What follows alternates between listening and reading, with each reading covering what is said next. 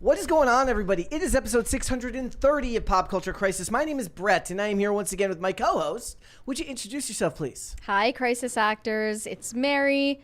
Today is Tuesday, which means it's Acolyte Day, and I hope that you all are just as excited as we are to watch the new episode tonight. And we're just thinking a lot of positive thoughts right now. One thing that's kind of harshing my mellow, though, is this talk about Pinkygate. I will have none of this. Brett's pinky injury was entirely his fault, not mine. I had nothing to do with it. So I'm just going to clear my name real quick. Blinking 3 times to let people know that I'm in danger. Stop. You don't know Morse code. I wouldn't have allowed you to learn that. 2 on, 1 off. Yep. Yeah, guys, we got a bunch of stuff to get into today. I swear, though, it wasn't her fault. I promise you. But, like, really, though. Yeah, no, okay.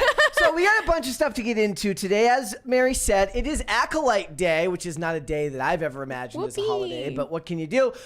We are going to talk about the fact that the numbers are in for the first 5 days of the Acolyte's initial release, and lo and behold, the people on Twitter who were doing gotcha, take that, you incel, are wrong because the numbers have fallen in under that of Ahsoka. So I don't know if that makes it officially a bomb, but we're going to talk about those numbers. And we're going to talk a little bit about what we're expecting with the upcoming episode tonight, which we will be reviewing for you guys. So we're going to discuss it. We're also going to talk about the fact that there is, in fact, a mass exodus seemingly going on in the state of California when it comes to some of these actors today. More than a few of them have decided to pack up and call it quits on California.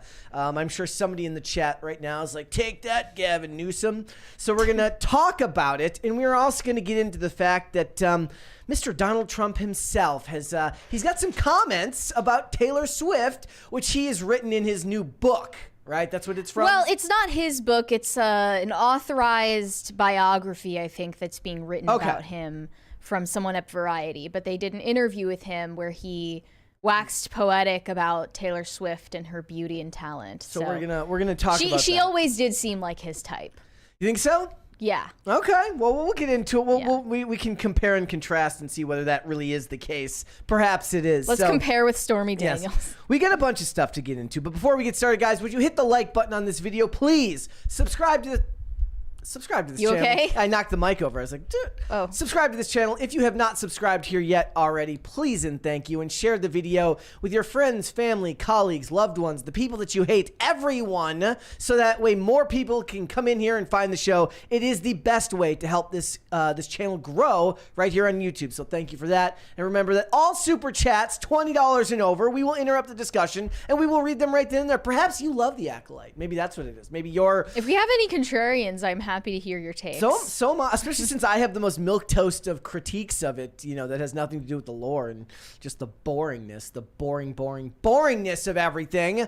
If you send those $20 and over super chats, we will interrupt the discussion. We will read those super chats right then and there, and then we will do our best to get back on topic. So, Mary, without further ado, are you ready to get started? Yes, let's go. She's ready. One of these days, I'm going to be like, well, too bad. You're not ready. We're going to go anyways. I mean, I had a hair crisis, and you basically had to do that to me. I'm like, you're going to have to worry about it tomorrow. It's pop culture hair crisis today. All right. So first things first, guys, let's go ahead and get right into it. An animal activist group has covered the new King Charles portrait with Wallace from Wallace and Gromit. This is really, really funny because a lot of people, did you see that like last week they showed the picture of the King Charles portrait like flipped upside down and turned around, and it's got like an outline of Baphomet in it? I wouldn't put it past them. I look think it up. that See if you can look honestly, it up. I don't like these vegan activist groups or anything. I think I did see the post you're talking about, though. It was like if you remove him from the picture, there's this the outline is an of improvement. This is an improvement on that portrait because it was very ugly. It looked like they just covered him in spaghetti sauce. Here's the video, guys. They like can't throw soup on it because it already looks like they threw soup on it. Like actually. There'd be a great skit where they come back with a can of tomato soup and then they stop. They're like, damn it! It's not gonna do anything. No cheese, Gromit. Look at all this cruelty on RSPCA farms. Yes. I don't know what that means, but it must be some British thing. I like how they didn't stop and do their normal protest thing. They just got up and moved away. It feels like performance art to me. They didn't, throw their fists up and start screaming. Maybe that's more of an American thing. This is what it said. Well, here's what it says is this is what the protesters were griping about. It has to do with the RSPCA organization, which King Charles recently became a royal patron of, which works on improving the lives of farm animals. Animal Rising is the name of the group. They obviously don't believe that they're doing things the right way. So, I usually protest to this. You shouldn't vandalize art, but it's all behind glass it's anyways. so but ugly. That's not the point. The point is that you're annoying and you're ruining it for everybody else out having a nice day at the museum. For this, this this piece of art, it's already so ugly that you really can't disrespect it. Okay, so, I got a question for you. Do you have like a hot take with like some specific artist you just can't stand and you're completely okay if they throw spaghetti on? Marina Abramovic, I guess. Okay, that makes pretty easy. That makes perfect sense. Any modern art, basically deserves to get vandalized with tomato soup. Yeah. I like the toilet at the MoMA. Maybe that's not even. Maybe they're creating art in order to be like immune to vandalism because it's already a piece of crap. Well, no, and the thing is, they'd be like, oh, they've wow, you're actually participating in the installation. Yeah. They would have no problem with that. That's the issue. They're not creating something that stands on its own. They're creating something that has to be gobbled up by, I guess, the community of protesters. It's all about the reaction. All right. Bad news for everyone who was expecting to see Taylor Swift in Deadpool and Wolverine. Who was? No go. Who was? I have no idea. Well, it was just confirmed that Taylor Swift is not going to cameo as Dazzler. To be fair, this sounds like something a movie with a cameo of Taylor Swift would say. You think they're just trolling? Could just be trolling. Like they're going to bait and switch everybody? Yep. Some people are like, phew, no Taylor Swift in my movie. But then they'll find out. I don't know if we were even doing the show yet. Okay, so when they were promoting Spider-Man No Way Home, Andrew Garfield was going around everywhere and being like, I'm not in Spider-Man No Way Home. Okay. And then he was. Yeah. So maybe this could be all just a big ploy. The news comes as IMAX debuted a new poster for this movie that featured the two heroes holding hands wearing friendship bracelets. That's a Swiftie Easter egg right there. I went down a huge rabbit hole talking about that poster. Yeah. What it is it's kind of a satire of the poster from Logan, where Logan's walking with the claws are out and X-23 is holding his hand like this. And it's like a bit of a satire of that. And then I read this whole thread from someone talking about the pansexual origins of Deadpool and how they wish that they would use Deadpool in the movies as something other than LOL, it's funny because it's gay. And it was just this very long pansexual origins of Deadpool? Yes. Like, what is that? Where does that come from? The deep lore in the comics and stuff like that. But, well, everybody in the comments on that poster was talking about Taylor Swift. Yeah. Like, they think it's all a big plan to unveil her in this movie. Because she just, she invented friendship bracelets. She invented that entire concept. I always took Deadpool's nature to be a thing where he used like that type of behavior as a way to make somebody uncomfortable. Like acting, like that was always how I interpreted that, but obviously a lot of people see it differently. It was really funny to look at people who were basically making fun of this person. They're saying like, if you're looking for deep think piece level art in Deadpool and Wolverine, you've come to the wrong place. They're making fun of Logan, basically, aren't they? Well, I mean, they're trivializing the ending of Logan. I guess that's fine now. This is what I told you I didn't want them to do. Making this movie in and of itself trivializes the conclusion of that movie, but now they're taking it a step further. Yes, by bringing him. Look, the point is like I've given up on that. Hollywood hasn't been able to capture very much interest at the box office at all this year, outside of a few rare examples. Certainly, Bad Boys for Life did. Ride or Die did okay. Kingdom of the Planet of the Apes did okay. Dune 2 did good. Whatever. They're hurting for box office right now, and the re-release of Coraline isn't going to get it done. So they're going to have to bring back this character. But Does the white collar reboot capture your interest? Yes, it does. Well, I wish I'd had my stuff ready. Guys, so anybody who knows me knows that I am very much a fan of the show White Collar, starring Matt Bomer and Tim DeKay. The problem is, guys, is right now they're announcing, look, Jeff Easton, who's the show creator, is all over social media talking about what is going on with the reboot, which I find very, very interesting because they just put the show out on Netflix. It's kind of going through its own renaissance, similar to what happened with Suits. Meaning that people are finding the show that's ostensibly inoffensive, fun, and engaging. But it's not nearly as popular as Suits. I mean, I don't know if it was. They were on their network at the same time. Suits ran 9 seasons. White Collar ran 6. Okay. So in their time slots, they're very much kind of for the same audience. And there's a lot of talk about this being unnecessary, which goes for literally all reboots. Yeah, well, I guess it's not a reboot either. It's a continuation of the show. And the problem is, off the bat, you can look at one character on there who's no longer with us, the character of Mozzie.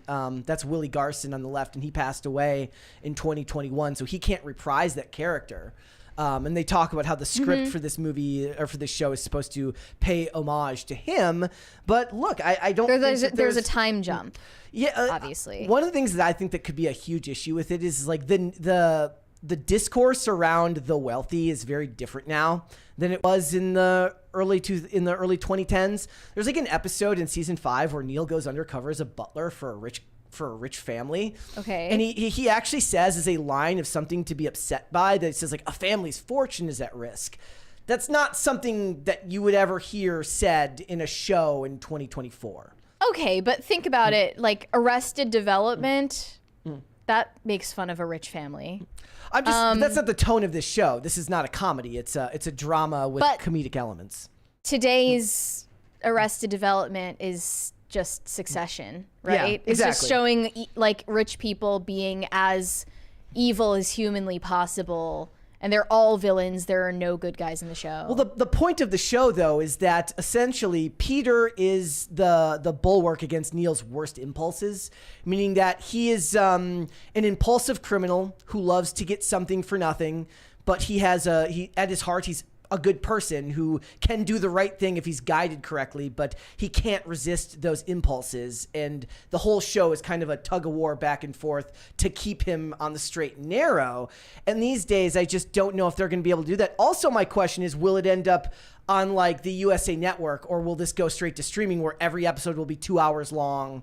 I don't want that. It needs to be like, even if it goes straight to streaming, a show like this, every episode should be 42 minutes. So Reacher did pretty well with shows that were, episodes that were in the 40 minute mark in season 2. The same is true of that show that I was talking about called Almost Paradise.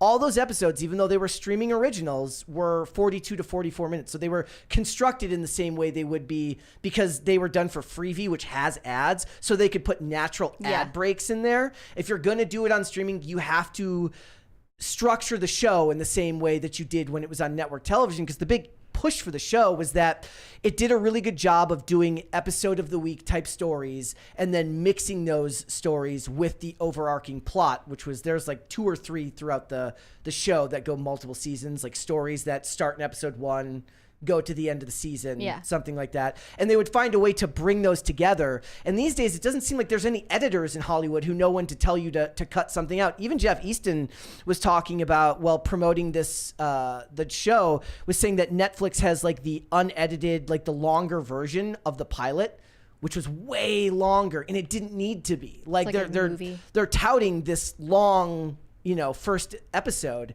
which was broken up into 2 and ends up being like 90 to 120 minutes.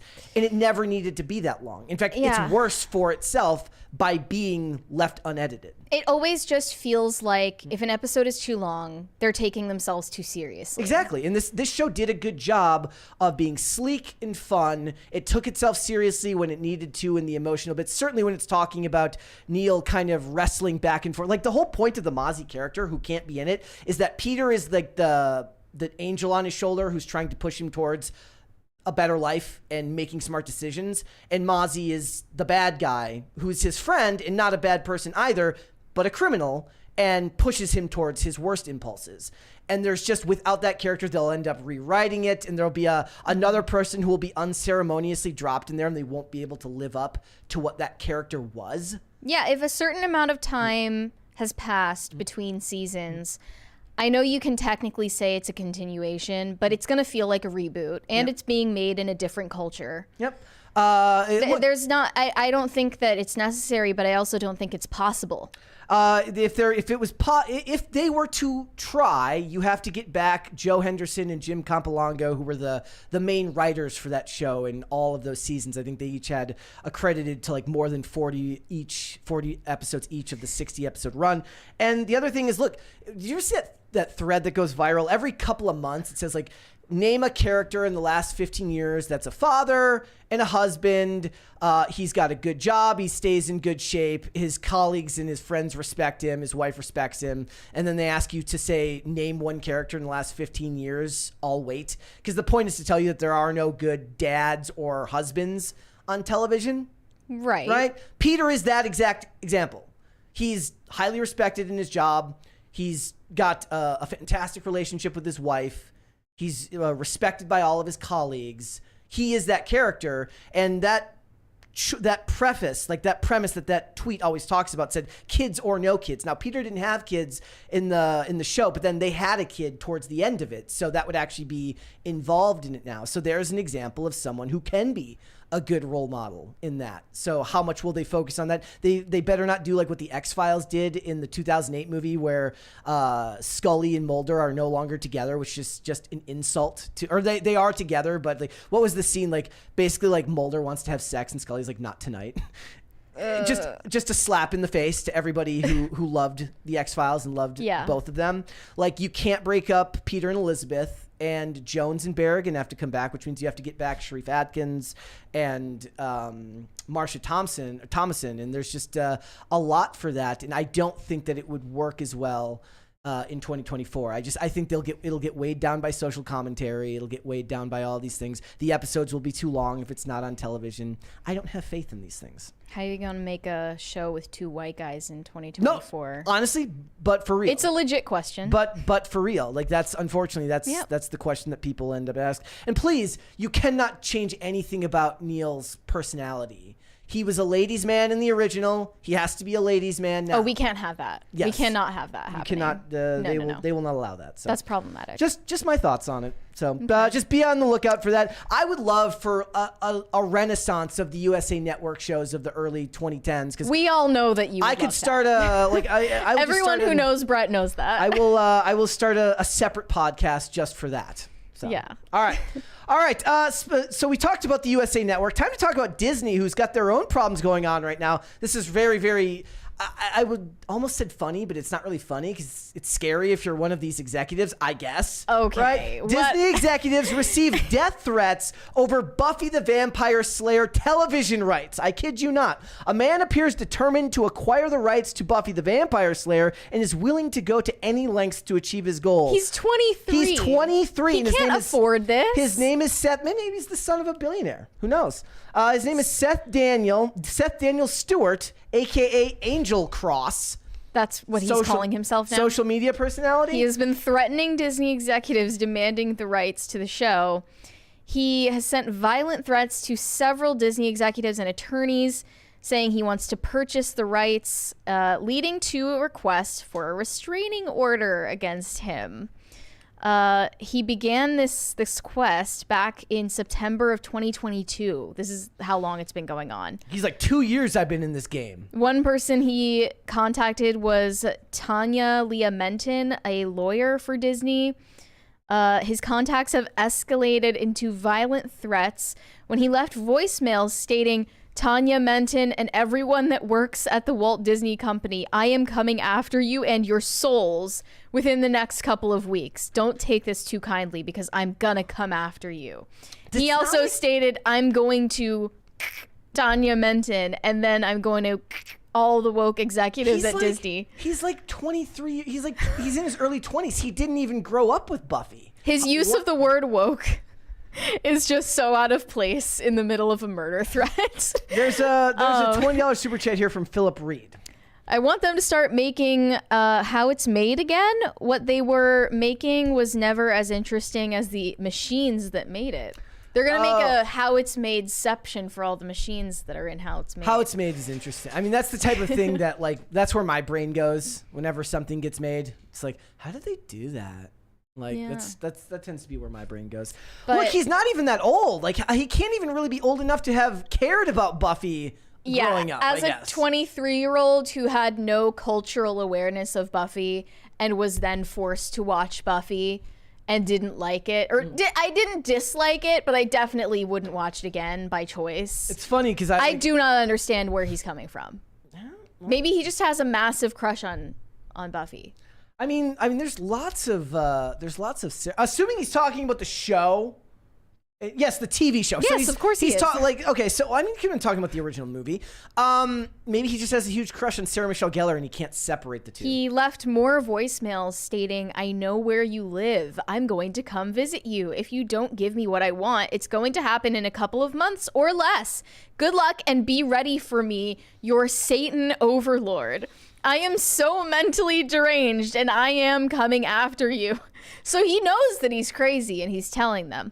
"Within the next couple of weeks, I'm going to first come after you, and I'm going to come after Tanya Menton and all those dipshit wolf people that work at 20th Television and the Walt Disney Company," said another voicemail. So this he has threatened to bomb Disney and mentioned sending letters with white powdery substance. Straight out of the Anthrax playbook. He repeatedly ordered Domino's pizzas to Tanya Menton's home and to Disney offices at all hours of the night, demonstrating his personal knowledge of Tanya Menton's and Disney employees' personal information and addresses. Can somebody explain to me I never did the ordered pizza gag. When you do the send pizzas to a person's house thing, do you pay for them ahead of time? No, you say, "Oh, I'm going to pay there." When you pay, right, so you got to make but then all they have to say is, "I didn't order these." Right, I don't really know what the point is. I think it's supposed to be like, "I know where you live." Basically. Okay. So, yeah, this says Disney and Tanya Menton received dozens of voicemails between May 2023 and May 2024. It's a Hollywood executive. They can afford the pizzas. You're not hurting them.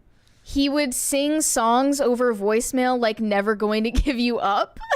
There is a $100 super chat here from I See All. Thank you. Okay, thank you for the crisis party. He said, gel guys? Psychopath here. Guess what day it is today? You guessed it. It's my birthday. Sing me happy birthday, please and thank you. And Mary, top it off with your famous "He Belongs in Hell" at the end, if you don't mind. 3, 2, 1, go. Are we gonna do this? Go for it. 3, 2. Wait, should we do it like? Do we do it to I See All? Yeah, that's like I don't know your name. Okay. 3, and again, I was told that this is not copyrighted, so happy birthday to you. Happy birthday to you. Happy birthday, dear I See All. Happy birthday to you. He belongs in hell. And apparently it's not copyrighted anymore. Somebody on Twitter told me today that as of 2016, you can use it. Okay, well, fine. I think someone in the chat already said that yesterday. Okay, but there you go. Happy birthday. And you belong in hell. You were serious. Yeah. I thought you might have been joking because everyone was saying it's their birthday. Thank you. Okay, now we have a crisis party for your birthday. We should have done it with the crisis party. That would have made more sense, right? Yeah. In hindsight. It's too bad we can't post this segment where then people are watching us discuss Buffy and then all of a sudden we start singing happy birthday to someone. Yeah, that wouldn't go over well. Tanya Menton said she received several strange and threatening emails, which included old pictures of herself and other Disney employees. He's Facebook stalking them. He stated in these emails that his actions were meant to, quote, teach you all a lesson on what happens when you mess with an autistic person. Okay. Every part of this is worse than the last. So Disney discovered that personal information of Disney employees, including Tanya Menton, were posted on the dark web, whatever that means. Okay. He might be hiring a hitman. Who knows? He then sent her an email purporting to be Seth Kingsley, president and CEO of Kingsley Entertainment. He claimed to be interested in knowing if the rights to the show Buffy the Vampire Slayer are available. He sent an email from like Seth Kingsley at yahoo.com. At Hotmail. It's at protonmail.com. It's like AOL. Yeah. Okay, more threatening and concerning emails were sent in the following days, weeks, and months, including one that said, I am the Lord your God. I brought you out of Egypt. I did not want you to be slaves in Egypt anymore. I will turn against you. Then your enemies will win the battle over you. You will run away. And then I'm going to break you. I'm going to torture you. And then you're all going to be mine in Satan's kingdom. You're going to pay for what you've done. And when you pay, you're going to burn in hell. And I'm going to watch you burn like a chicken in the oven. Do you think he's like a... It's going to be real. He's got to be a schizophrenic, right? He said, oh yeah, it's gonna be really tasty when I eat you up. Ha ha ha ha ha. You're gonna burn. Your mother is going to burn. Your sister is going to burn. Your wife is going to burn. And all your children are going to be mine. I mean, I think he's gonna need a psych eval. These are not symptoms of autism. This is schizophrenia, right? It's something else. It's 5150, this guy. Tanya has suffered extreme emotional distress and anxiety as a result of these incessant threats of violence. I mean, we're laughing, but yeah. I'm laughing because the threats are worded so insanely that I can't even believe this is real. So this was from an official filing for a restraining order against this guy, which is going to do nothing for you.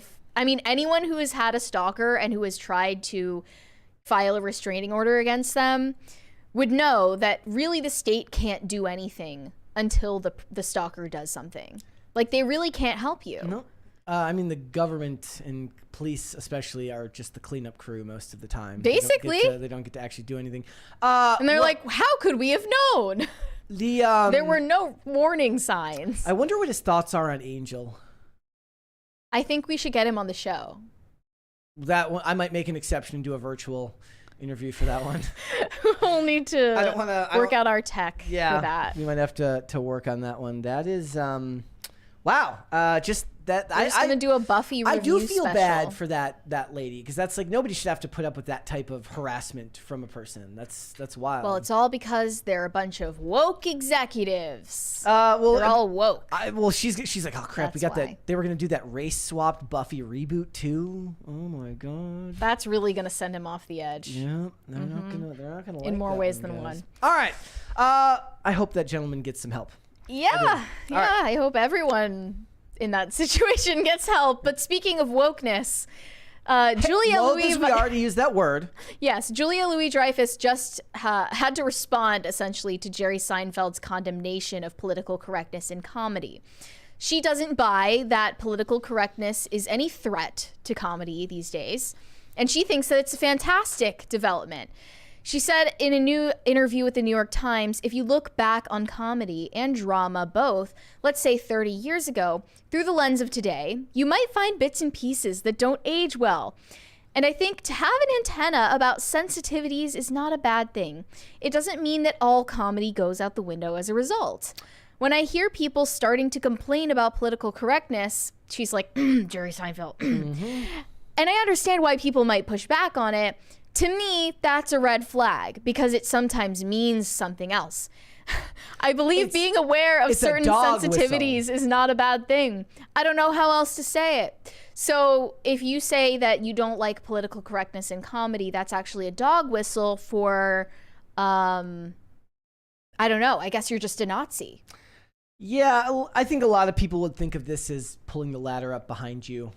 Well, what did she do that was so politically incorrect exactly? Because I don't really know. I mean, her dancing in Seinfeld should be considered a crime of some sort. That was the point of the bit, right? Like, I mean, was Seinfeld really offensive in any obvious way? No, not to me.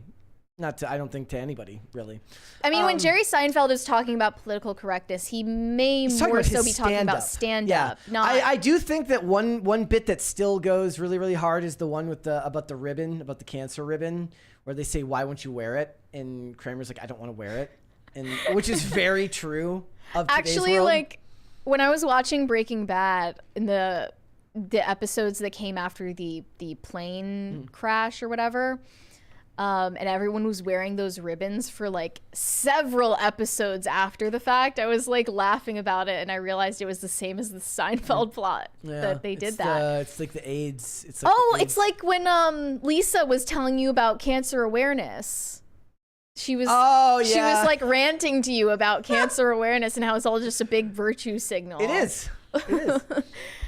Look, when it comes down to this, comedians today will be able to work better when they operate without boundaries, right? They have to be able to find where the line is. That's part of the medium itself. Look, I just think that as comedians get older, generally it's the case that they don't have the spark they used to with the audience. And you lose it's touch with political correctness aside. If you take Jerry Seinfeld, who is totally anti-PC, and you take, I don't know, what's the most famous stand-up comedian that's like on the PC end of things? I like on the PC end of things, I have no idea. I don't know any of them, whatever. I think that, you just lose the spark that you used to have. You lose the it factor that you used to have that made you funny, regardless of whether you're trying to be edgy or not. Yeah. I feel like in the 90s or the 2000s, people just didn't think about the fact that they were being edgy, and that's what made it funny. If you're going out of your way to be edgy, like it doesn't work. Certain people do, like Ricky Gervais. Funny, it's not funny. Yeah. I don't find that funny. Yeah. Going out of your way to offend people isn't the same thing as just telling a joke that happens to be offensive. Yeah. I don't know. So the anti-PC is almost becoming as annoying as PC. Sarah Silverman, Jimmy Kimmel, Kathy Griffin are all examples that they're giving. Yes, people that aren't funny. They were never even considered funny, were they? I mean, I'm sure that by some people in the, not to me, but that's not the type of comedy that I was into. I would list Ryan Long as an example of somebody who knows how to do comedy that some might find offensive because he's so good at finding an intellectual middle ground for all of it. The woke versus racist skit is still one of the funniest things that you will ever see in your entire life because it has a lot of truth at the heart of what he's saying, and only people that are like steeped in the culture war will understand it. It's also uniquely internet content. Exactly. Which someone like Jerry Seinfeld could just never. I remember Jerry Seinfeld used to dunk on YouTube. Thought YouTube was a bad idea. Yep. That didn't age well. But, again, for her, I also saw that she had like a cancer diagnosis soon. Did she? Recently and is being treated for, I think, like breast cancer or something like that. So this was probably during an interview. But whenever comedians start talking about putting limits on comedy or these types of things, it says the same thing to me, that they're at a different place in their career than those who are younger and are trying to find their niche in the industry. They're also blatantly trying to get her to name drop Jerry Seinfeld, which didn't happen. So they didn't get what they wanted. All right. There was also this story. I've not seen this video, but I saw her tweet in response to this. I didn't see anybody talking about this, which is actually kind of dark since it's happening so often. Megan Thee Stallion is the latest female celebrity who is getting deepfaked into sexual videos. And she was seen crying at one of her concerts over this. She was shown putting her head down in a video taken by a fan, taking a moment to collect herself before performing her song on Saturday night. She struggles to rap the song, waving her face with her hands and covering her eyes, seemingly to keep herself from crying at the same time that this was going on over the weekend. And she tweeted out, "It's really sick how y'all go out of the way to hurt me when you see me winning. Y'all going too far, fake ass shit. Just know today was your last day playing with me and I mean it." I mean, so maybe that means she's doing something to stop this, like, legally. The royal you, like this was the royal y'all. Yeah, that did it. Maybe it's about Eminem. We don't know. Maybe it's really about the fact that Eminem name dropped her. Think there will ever be laws put in place about this type of stuff? It feels to me that that the law never catches up with technology. Not even like slowly. It doesn't. Like, think about laws around piracy, which are still unable to actually. People have been pushing for laws against big tech censorship for so many years, and nothing has come to fruition. So I don't see that happening. But there has been plenty of discussion about it. I don't even know what there is to say other than, like, you know, that's sad. I wouldn't want that to happen to anyone. It says that NBC News observed 18 posts that had the video. Each of those had 30,000 views apiece. Here's the thing, Six of them had more than 30,000 views apiece. Here's the thing, though. I'm not saying this to be mean, but it is ironic to have the rapper of WAP crying about being sexualized. Which we had that discussion at one point, talking about, like, it made more sense when these things were happening to people who had a less sexualized image. Whereas, like, it didn't make sense to do it to people who had hypersexual images to begin with. Like, that's why I never thought it would happen to people like Megan Thee Stallion or Cardi B. Like, honestly. why? Like, because look at any of their music videos, look at any of their concerts, read any of their lyrics. I can't even read these lyrics because they're actually so graphic that like, people remember the chorus of WAP. If you read further into the song, it is actually insanely vulgar. And not that I think she deserves to have this happen to her with these deepfakes. I'm just saying it definitely is ironic to have someone crying about being objectified or sexualized against their will when they've done everything to create that persona in the public eye.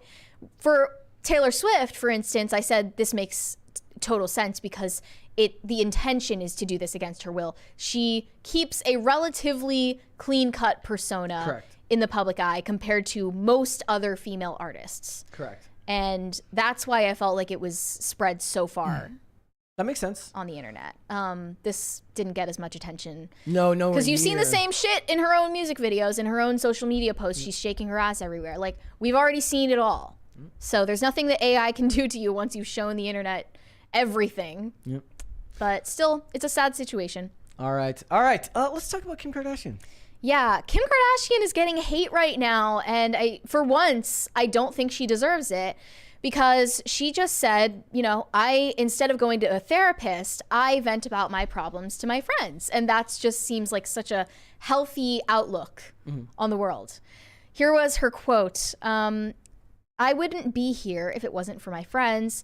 I have the best friends, and they're super supportive. I think that's probably why I've never seen a therapist. It's because I have the best friends in the entire world and they mean everything to me. And this would seem like a relatively benign thing to say, but the internet absolutely had a conniption over this take, because it's actually abuse to tell your friends about your problems. And we valorize therapy. Yeah, so here were some of the responses. In the replies, they said, she doesn't see a therapist because she has yes men telling her nothing is wrong with her. Very normal. I mean, most therapists these days don't seem to be very Therapists good at are yes men. Yeah, they don't tell you that you're doing anything wrong either. Yeah. Another one said, why would she need one? The kids stress you out. You call the nanny. You're not working a full-time shift just to barely be able to pay your bills. You can travel wherever and whenever. You don't have to cook your food. Nothing. Both sides of the aisle are very, very bad about understanding that just because someone has money doesn't mean that their life is perfect. Well, and there's a whole lot, like, there's a huge amount of people that just lack any empathy for someone because their struggles are different from the struggles that you face. Dude, I wouldn't want to be Kim Kardashian. No, like, definitely not. Like, that's always one that bothered me, because it's like, look, yes, a lot of our trouble comes from, you know, are you going to make your bills this month? A lot of people's are. That's understandable. But for the most part, most of the human experience involves trouble that doesn't necessarily connect to that. It is the psychic problems that come from issues with friends or family, all of which could be exacerbated by money, I suppose. But the human condition doesn't always need money to be the thing that screws it up. So but they believe that because that person is better off, and that type of have and have not attitude that so many people possess, is why we are so quick to dehumanize and deperson anyone just because they come from wealth. I mean, her coming from wealth isn't the most flattering thing about her. but still, it doesn't mean she doesn't have real problems. Even if you don't think they're real problems, that doesn't mean they don't actually affect her. The most disturbing thing about this is that people don't think you should talk about your problems with your friends. One person said, therapy is not just talking and support. It's a effing full-ass treatment plan to stabilize your mental health for F's sake. Another one said, hey, don't let this influence you not to seek therapy just because your friends listen. A therapist doesn't just listen. They're trained to consistently respond in ways that help you self-reflect and confront yourself. That's why therapy is effective and cool. Another one said this is exactly... No, can I ask a question? Is there like actual evidence that I'm asking a genuine question. Is there evidence that therapy is extremely beneficial? Or have we just kind of made that the case du jour in the public now? Like, do we have evidence that people are better off in the age of therapy? Better off in the age of therapy? No. People who have diagnosable serious mental disorders. That's not what we're talking about, though. They would benefit from it. Yeah. But the problem now is that everyone, regardless of whether they actually have anything wrong with them mentally, are expected to go to therapy as a prerequisite for just being a functioning human adult.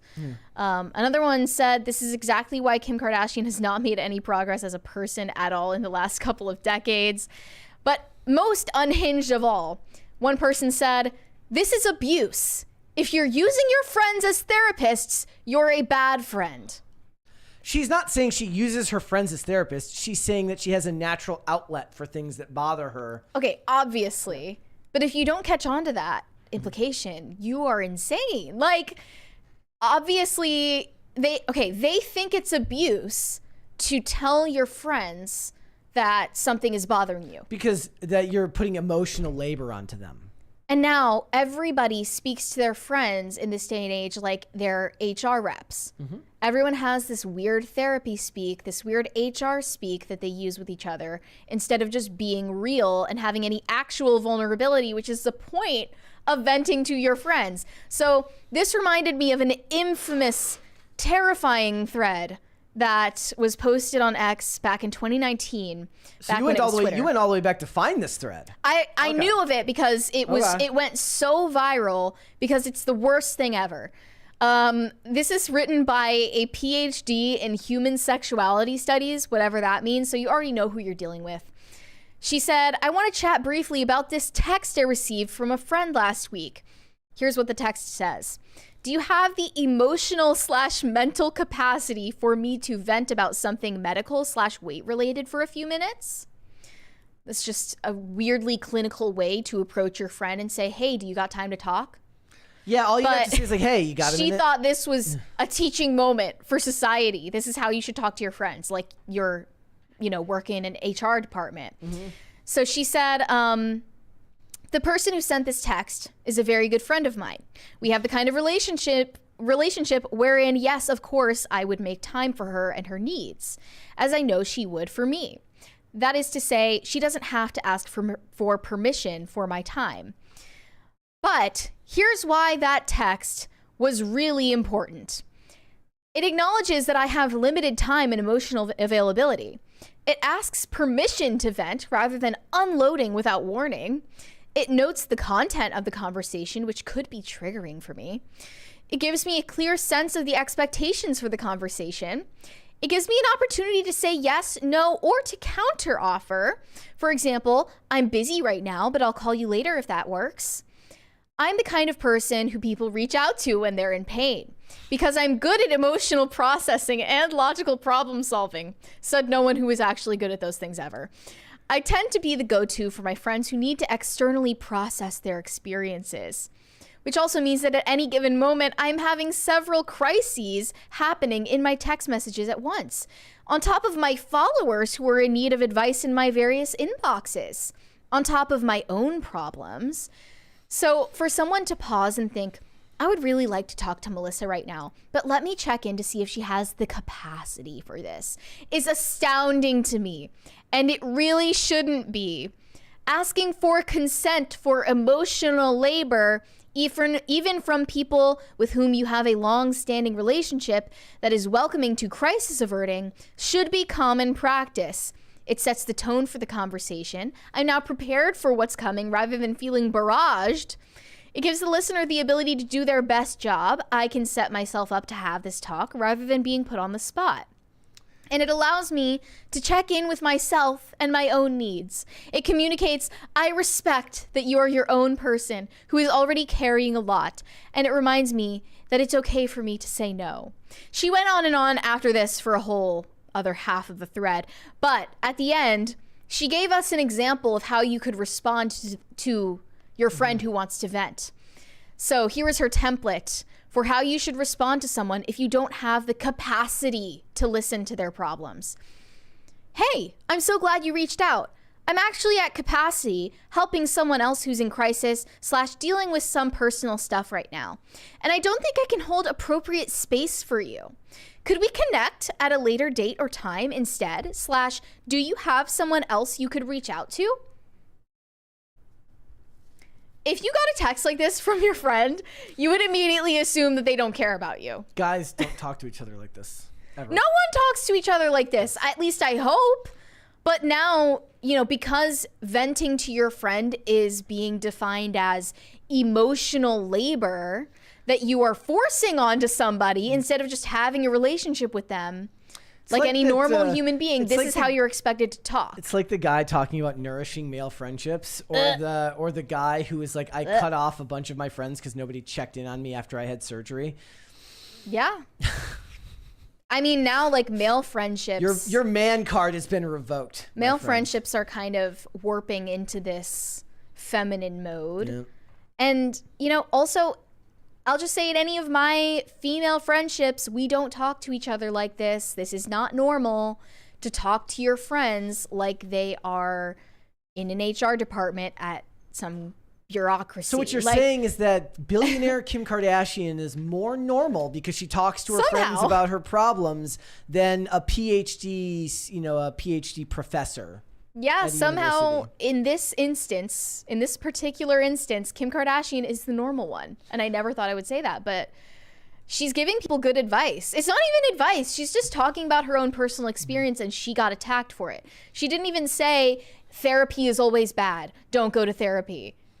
She just said, I don't go to therapy personally and I like to vent to my friends instead. Well, the entirety of the medical industrial complex would love for you to go to therapy because it they profit from it. They profit and from then you and end up on medications, perhaps. So, you know, if it's profitable, that's what you're going to be encouraged to do. I think personally that the way she phrased it here is also, this is an issue of text being the main way people talk now, that her ideal responses back to you might seem okay to her in text, even though they're ridiculously overly clinical, but nobody would speak that way in the real world. I would hope not. But because you would think you're talking to a robot. People have this therapy kung fu. If they've been in therapy for long enough, or if they're a therapist themselves, they have this weird linguistic kung fu that they do. They're always averting any actual communication. What was the thing in the guy talking about nourishing male friendships? The guy's like, damn, that sucks. What do you want on your pizza? That's so much better of a response than, hi, I'm at capacity right now. Could I give you a referral to a mutual friend of ours? She like sends you a text with like a prescription written out with like a referral notice. It's basically an out of office note. Yeah. For a friend who's in need. I'm busy right now. That's terrible. Yeah. Also, like, gone are the days when what would happen is you would let your friend vent to you, and then when they're done, they'd go, wow, I really need to get that off my chest. And then they actually feel better. It doesn't actually require you to do anything most of the time if someone isn't looking for you to solve their problems. And maybe if you respond to it by getting overwhelmed and freaking out and acting like it's your problem, then you're a narcissist. Right? Because you can't care about someone else's life. Well, yeah, because you're making it into your crisis. That would be it's too much emotional labor for them. My emotional labor. Yep. I'm laboring right now. All right, let's go to what do you do? Cringe or cute of the day?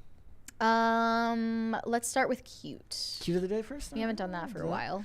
Well, what I'll do, guys, again, submit your cue to the day at hashtag PCC Pets and tag me and the show in there on Twitter with the photo, and we will include them here. I've got this one here. It's from Chad Mobley. It says, meet Yamcha, the newest member of our family, catching up on sleep after a hard day. This one is adorable. Oh, look at the little paw. That is absolutely adorable. Oh, the toes. This is a very cute puppy. So fluffy. Okay, let's do one more here. This one is from Jennifer Hoover. Says, Murphy, the golden retriever, and Tucker, the black lab, being the goodest boys. Aw. They're waiting patiently. They are very patient. Cute. Adorable. All right. Let's, again, guys, submit new ones so we can keep Cue to the Day going. We want to see your pets. Keep it alive. Cringe of the Day. I don't know if anybody saw this, but I'm assuming that they did. I didn't. Okay. I don't get Biden content on my algorithm. Joe Biden, at I believe this was a Juneteenth celebration, so you can watch him dancing. All right. This is me when the crisis party is going off. He actually looks like a wax figure right now. This is scary. Isn't it? Just a little bit. Does he know what's happening? I don't think he knows what's going on. But he's so happy. He's just so happy to be there. He's so happy to be included after the incident. What?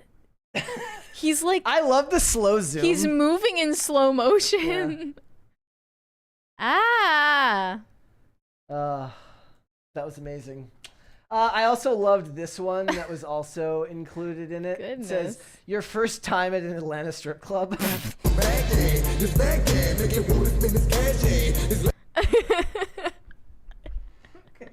I don't want to get this copyrighted. All right. He looks so confused. He does. That's literally every guest we have on who we don't warn about the crisis party. Basically. That's them during the crisis party. Absolutely. All right. All right, guys, let's go ahead and let's move on. Let's get started now that we're, how long are we into the show? We're 52 minutes into the show, ladies and gentlemen. Let's talk about the Acolyte, because tonight we are going to be watching the Acolyte episode 3. Well, the ratings have finally come out for the first 5 days of the Acolyte's first 2 episodes. And there was a lot of gotchas going around on Twitter when they released that 4.8 million figure for the first 2 episodes. Yeah. The problem was they did not know how it was going to stand up next to a series like Ahsoka, but we have those numbers now. When Ahsoka premiered in the first 5 days, it garnered about 14 million views. The Acolyte comes in short at just 11.1 million views in the first 5 days. 20% less viewers than Ahsoka in the first 5 days. But they were coping, the media shills were coping really hard because they said 4.8 million on the first day of release is really impressive, right? Why do you think they released 2 episodes at once? Split that up in 2. You've got 2.4 million per episode if you had to guess. I'm sure it's more on the first than the second as people gave up. What's going to happen is the numbers will start high. Yeah. It's the same thing with YouTube, right? Yeah, and they said, oh, it's the highest viewership for the first day of release of any Disney Plus original show in 2024. Whenever somebody starts a sentence like that, guys, pay attention to how many qualifiers come into it. I was like counting. Yes. There were so many, I lost count. But obviously that's a gigantic hope. This isn't a bomb. I wouldn't say it's a bomb, but they wouldn't release the numbers if it were. I think it's a bomb. I think for the price that they paid for the show, look, Ahsoka cost $100 million to make. This cost $180 million to make. People comparing it to the numbers for House of the Dragon, for instance, getting 10 million. And then going up from there. Going up so after the numbers each episode. we talked about this. I was on with Valiant Renegade on Sunday on his channel, and they were talking about that. Look, those numbers started there and then went up and got large amounts of doubling its audience the day after its release, right? So those numbers only go up from there because strong word of mouth. That show ended on a high note. because it started like that came out at the same time as Rings of Power, right? Basically around that same time. And remember, the Amazon did the same thing with Rings of Power, where they touted that first number. It was like 25 million people tuned in to watch Rings of Power, and then they never gave any statistics after that. I'm almost surprised that Disney gave any statistics for the 5-day numbers to begin with. Yeah, the rest of the headlines about the Acolyte right now are about review bombing and backlash against diversity. Right now, I'm looking at the Rotten Tomatoes. It has a 90% from critics. 75% if you do just top critics. So it I don't even know what's the difference between a critic and a top critic exactly. I don't know if it's about how many reviews they do, or if they have to be labeled top critic by if they're chosen by Amazon, or if they're chosen by Rotten Tomatoes. If you look at it here, it starts at 90% for all critics, and then you go top critics, and it drops to 75. We also talked about this because a lot of them, from audience, a lot of the reviews from the critics didn't even choose a fresh or rotten rating. They just wrote their review.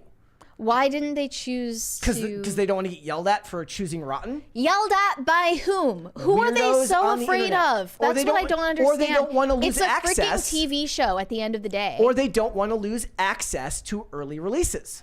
Well, that's surprising because Film Threat has been trashing The Acolyte, and they got a lot of hate the other day.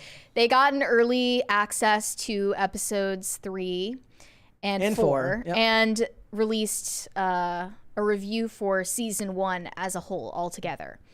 And they revealed some information about episode 3, which I hope none of you care about spoiling. I'm sure you don't, because last time you laughed at the idea that you were we will avoiding give spoilers. Some spoilers. But here were the spoilers that Film Threat gave. So we learn in episode 3 that Osha wants to leave her mother's coven to become a Jedi. The Jedi have been keeping the peace in the galaxy for centuries, but like modern-day law enforcement, the heroes are actually the villains set on holding all the power. The result is that the Jedi exile the witches. Unable to bring any thoughtful insight into these themes means we have a boring series on our hands. It's a crime thriller with the mystery already solved within... If you have more than 2 brain cells to rub together the first 15 minutes. Yes. Okay, so I don't really know what they think they did with that cliffhanger at the end of episode 2, but we're just along for the ride. There's not really anything else to be gained from watching this. But episode 3 is the origin of the Witch Coven, which you'll probably feel that Star Wars is finally dead. It's not for the OG fans anymore. The Witch Coven confused me because I've watched the movies, but I am by no means a lore expert. Neither are you. Yep. And we make sure to have that disclaimer every time we talk about this. But this refers to what I looked up and read about today. The Witches of Dathomir, the Daughters of Alya, the clan-based warrior society native to the planet Dathomir, who are mainly mentioned in the novels and then more focused on in the Clone Wars series. Mm-hmm. But none of this was in the movies, to my understanding. Which is confusing because Disney stated that everything other than the movies was getting wiped out of the canon. In 2014, they decanonized the expanded universe. And to the dismay of actually a lot of fans, Kathleen Kennedy said, we're not using the source material of comic books. Well, no, she said said they don't have any. And she denied their existence. Okay. A lot of people were very upset when she's like, look, we're not Marvel. We don't have any we don't have any source material to pull from. And everyone's like, excuse me? You know, you would think would inoculate you from a lot of mistakes. I was just thinking about this earlier.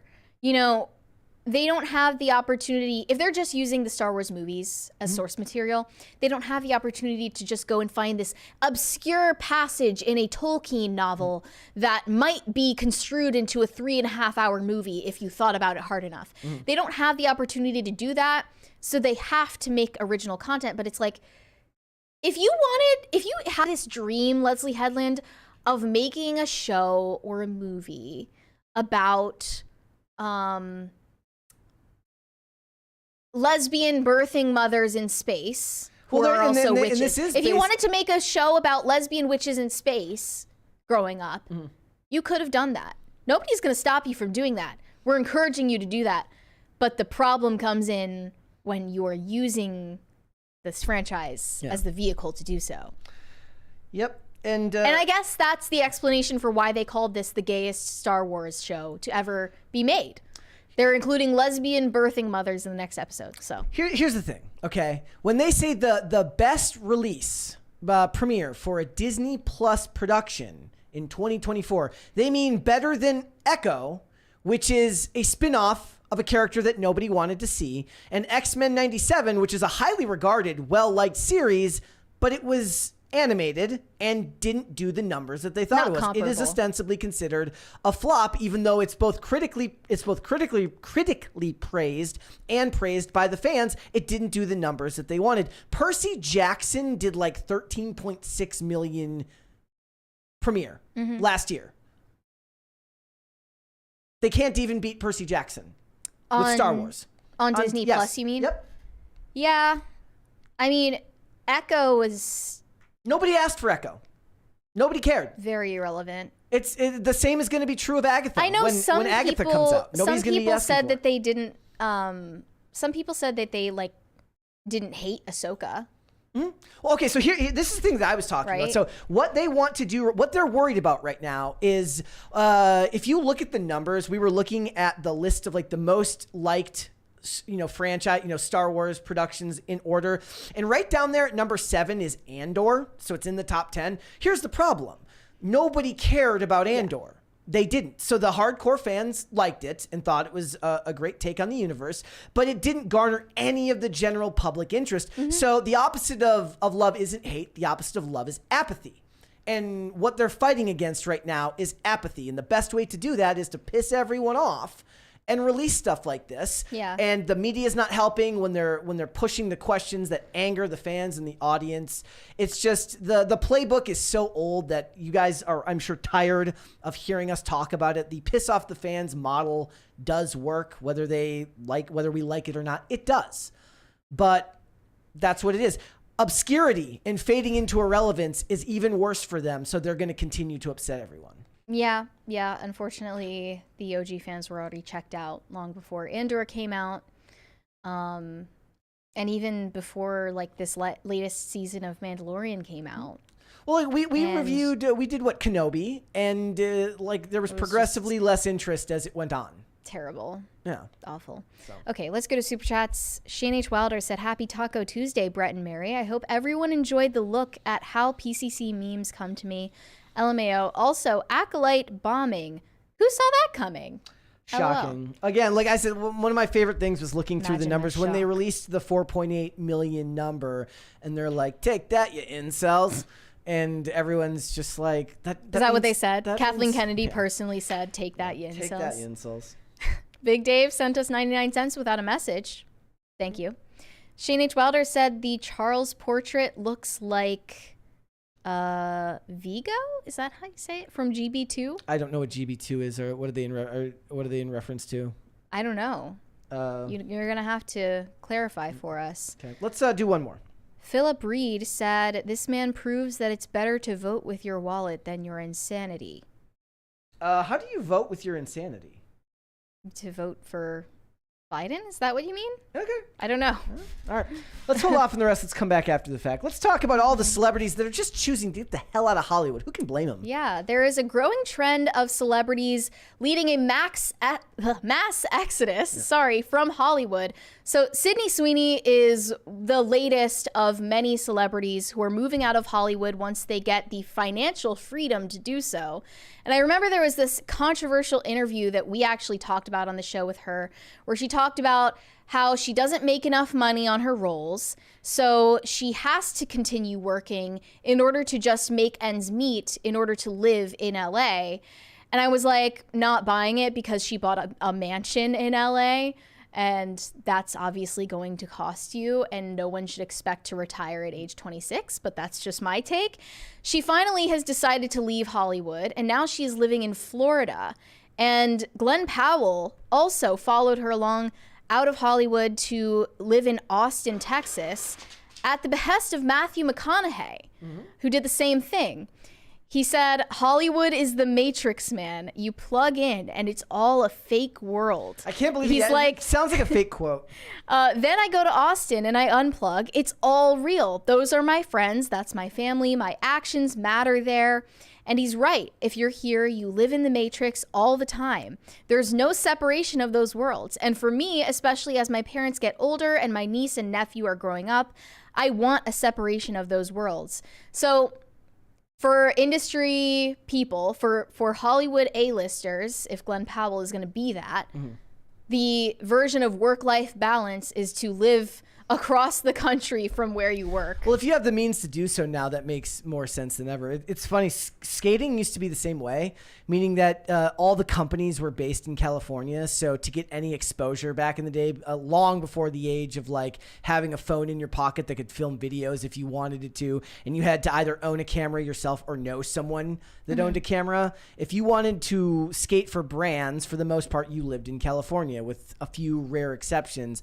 But you know, the internet and cell phones kind of democratized that. But in Hollywood, they don't really have the same ability. You have to be able to go to unless you're a big enough name where you're getting offered roles, you have to go to casting calls. You have to, you know, try out for roles. Yeah. And you have to be there where the center of all these things is happening. But once you're at the level of notoriety that Glenn Powell has reached or that Sydney Sweeney has reached, you don't need to keep yourself in that physical location. There's a $20 there from Gordon Shumway. He said, all this new Star Wars material is just making the prequels more beloved. The irony is that the prequels were not liked when they first came out. Even Hayden Christensen is getting standing ovations at conventions. Oh yeah, I mean that's revisionist history. Like there's so much in pop culture and movies and television that reference how much nobody liked the prequels after they came out.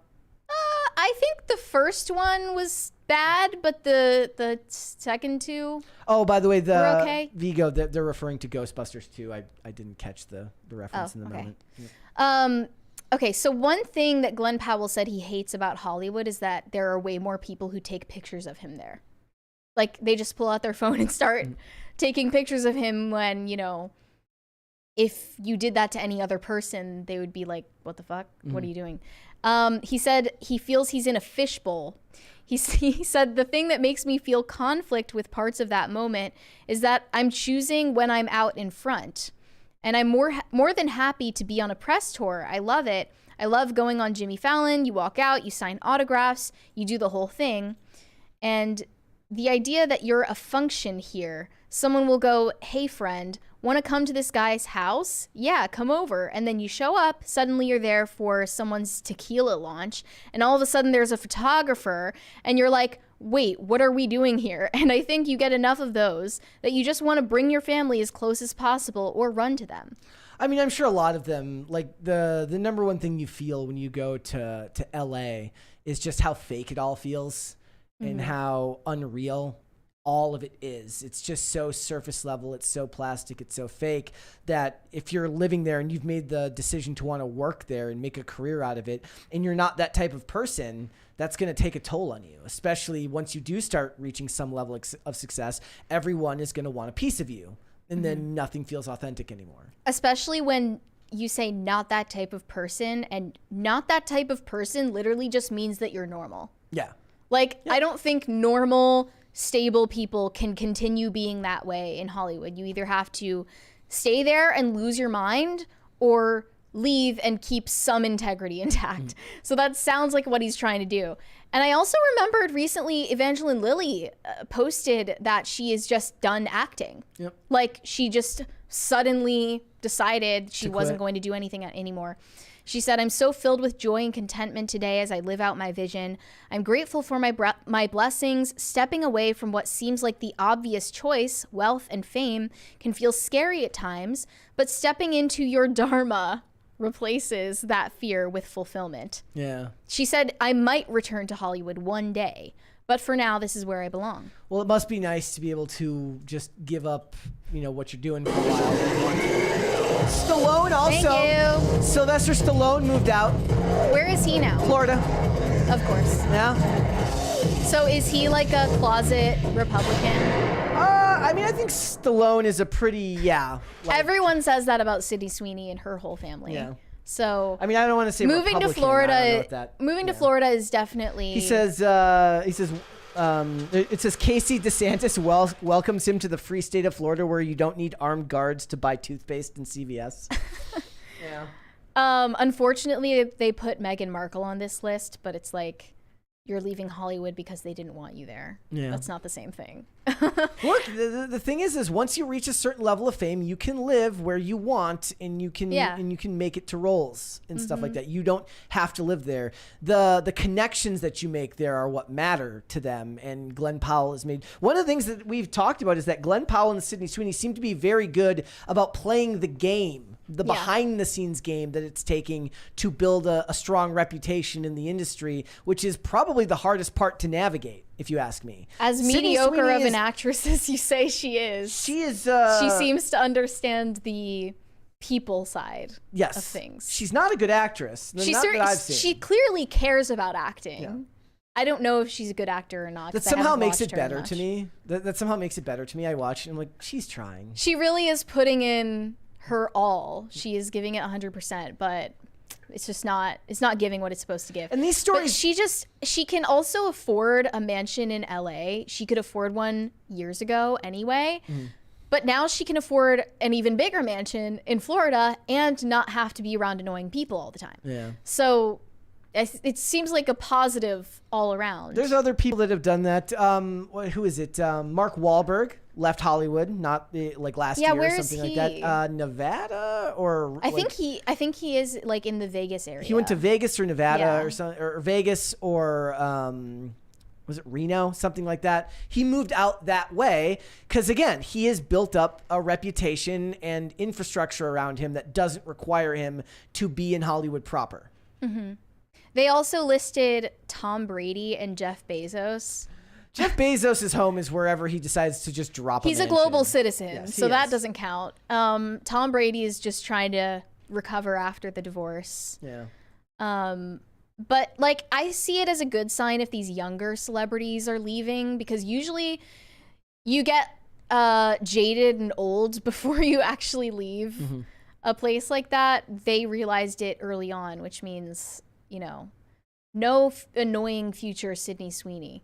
Well, the hope would be that, you know, they make better decisions and they don't get sucked into the, you know, the awful side of Hollywood that is so prevalent. And that's good for them and that's good for their careers if they can do that. And I think Glenn Powell is probably doing one of the best jobs I've seen recently in taking roles that, you know, don't pigeonhole him as an actor and allow him to shine in whatever he chooses to make. So I'm sorry, but the quote that he gave from Matthew McConaughey was cringy. It almost sounds fake. I mean, he's saying Hollywood is the Matrix, man. That interview was that thing from the interview about the cannibal ended up being an urban legend, and he like addressed it on Twitter. He's like, "Oh, sorry, I didn't know it wasn't real. I was told it was real. I just bought what they said." His sister just totally lied to him. Yeah, made it up. It definitely sounded like an old wives' tale. Yeah, but I kind of love it anyway. Did people just go Google looking for like Glenn Powell true crime podcast? When? Yeah, that's what I want to know. So, you know, more and more celebrities, as they gain the means to do so, should go and get the hell out of there and look to build their careers elsewhere. Plus, it's not like California is the only place where, like, they're not just like filming in California these days. Like, every movie last year was, if you were in a big budget film, took place in Australia. And a lot of the TV shows take place in Atlanta, or they take place in Vancouver, and actors, you know, spend a lot of time there. They aren't moving there. No, they're not. Oddly. No. They're not moving to Atlanta.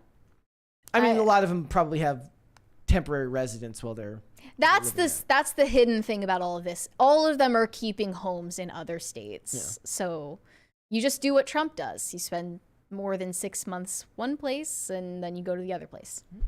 All right. So hopefully this leads to better roles for all of them. Just don't get sucked into the Hollywood bubble. It's really for us. It's to make sure that they don't become annoying. Yes. It's helping us more than it helps them.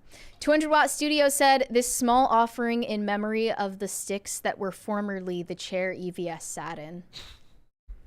You guys are going to keep on ragging on this guy when he's not even here to defend himself? It's ruthless. There's a $20 there. Just another level. It's very ruthless. Pop Culture Junkie said, having spent more than a third of my life here, I always thought of Florida as California without the state taxes, but it's also the state where iguanas fall out of the trees in cold weather and play dead. What about getting hit in the head with a coconut? I heard that people die from that. Do iguanas come down from the tree and attack? I heard that like getting hit with a coconut kills people, like several people a year. Do they have coconuts in Florida? I don't know if it's in Florida, but I know that that's in Hawaii. Coconut deaths are a thing. Florida or in it's like Hawaii. Very common. I don't know about very common, but it happens. That's such an embarrassing way to die. Yeah, like just lie. Say I was. Say I had a stroke. I don't even know what. No, like look, somebody was getting mugged, and I tried to intercede, and then they offed me. Yeah. Okay, Porco Rosso Forever said, I saw Fall Guy. Very, very enjoyable. Thumbs up. Yes, it was. I don't know why most people are saying negative things about it. Well, I mean, all the discourse around movies should be more, like it should be about like what your general thoughts are. One of the reasons I'll never be good at Twitter is because I'm too long-winded and wordy to ever be able to like make interesting points that actually catch. Because I'm like, that's not exactly what I mean. And then I have to go into more detail, and nobody actually likes that. But here's the problem, Brett. People are going to either intentionally or unintentionally misunderstand you, true. No matter what you say or how much you explain yourself. It's my biggest pet peeve. You can't get around it. So then once I realize that, I just either say something as provocative as possible or I don't post. There's only a one way. I mean, I don't really talk about issues that are all that, like, controversial. But somehow it still makes people angry. Yeah. You still make people angry over those things, so I don't know. Shane H. Wilder said, oh no, talking through your problems with people who know you instead of a paid stranger who is going to put you on SSRIs and tell you you're fine. I mean, the therapist is more likely to tell you that everyone else in your life is really causing They're going to the tell problem. you it's because of your childhood. It's because of your childhood that you're a terrible person, Kim. Let's do one more. Porco Rosso Forever said, also saw Shogun, and while the discourse surrounding the series has not always been helpful or mature, I think it's safe to say, me Reiki wrong time. What? Okay. What was the discourse around the show? Was it about the idea of like white savior? What was the discourse around it? I made it through the first episode and I haven't gone back to it yet. I didn't see I know a lot of people discourse. really liked the show. I got through, oddly enough, as popular as that show was, I got through more of Tokyo Vice than I did R.I.P. through Shogun. Yeah, just got canceled after season 2. But yeah. Ansel Elgort just can't stop Can't win. taking L's, man. Ansel L. L. Gort. He puts the L in Elgort. All right, let's move on. Time to talk about Trump and his long-standing obsession with Taylor Swift. I almost said Sydney Sweeney. Not Sydney Sweeney, but that could be in the future. I would love to know what Trump's opinion is of Sydney Sweeney. Yeah. So I always knew that Taylor Swift was Donald Trump's type. Honestly, she is a tall, leggy blonde. She looks like they're from the same cast. And now Donald Trump is being accused of having a decades-long obsession with Taylor Swift. And people are telling him, hey, back off, man. Leave her alone. People are white knighting for Taylor Swift. They're trying to get Donald Trump away from her. He has these lecherous eyes.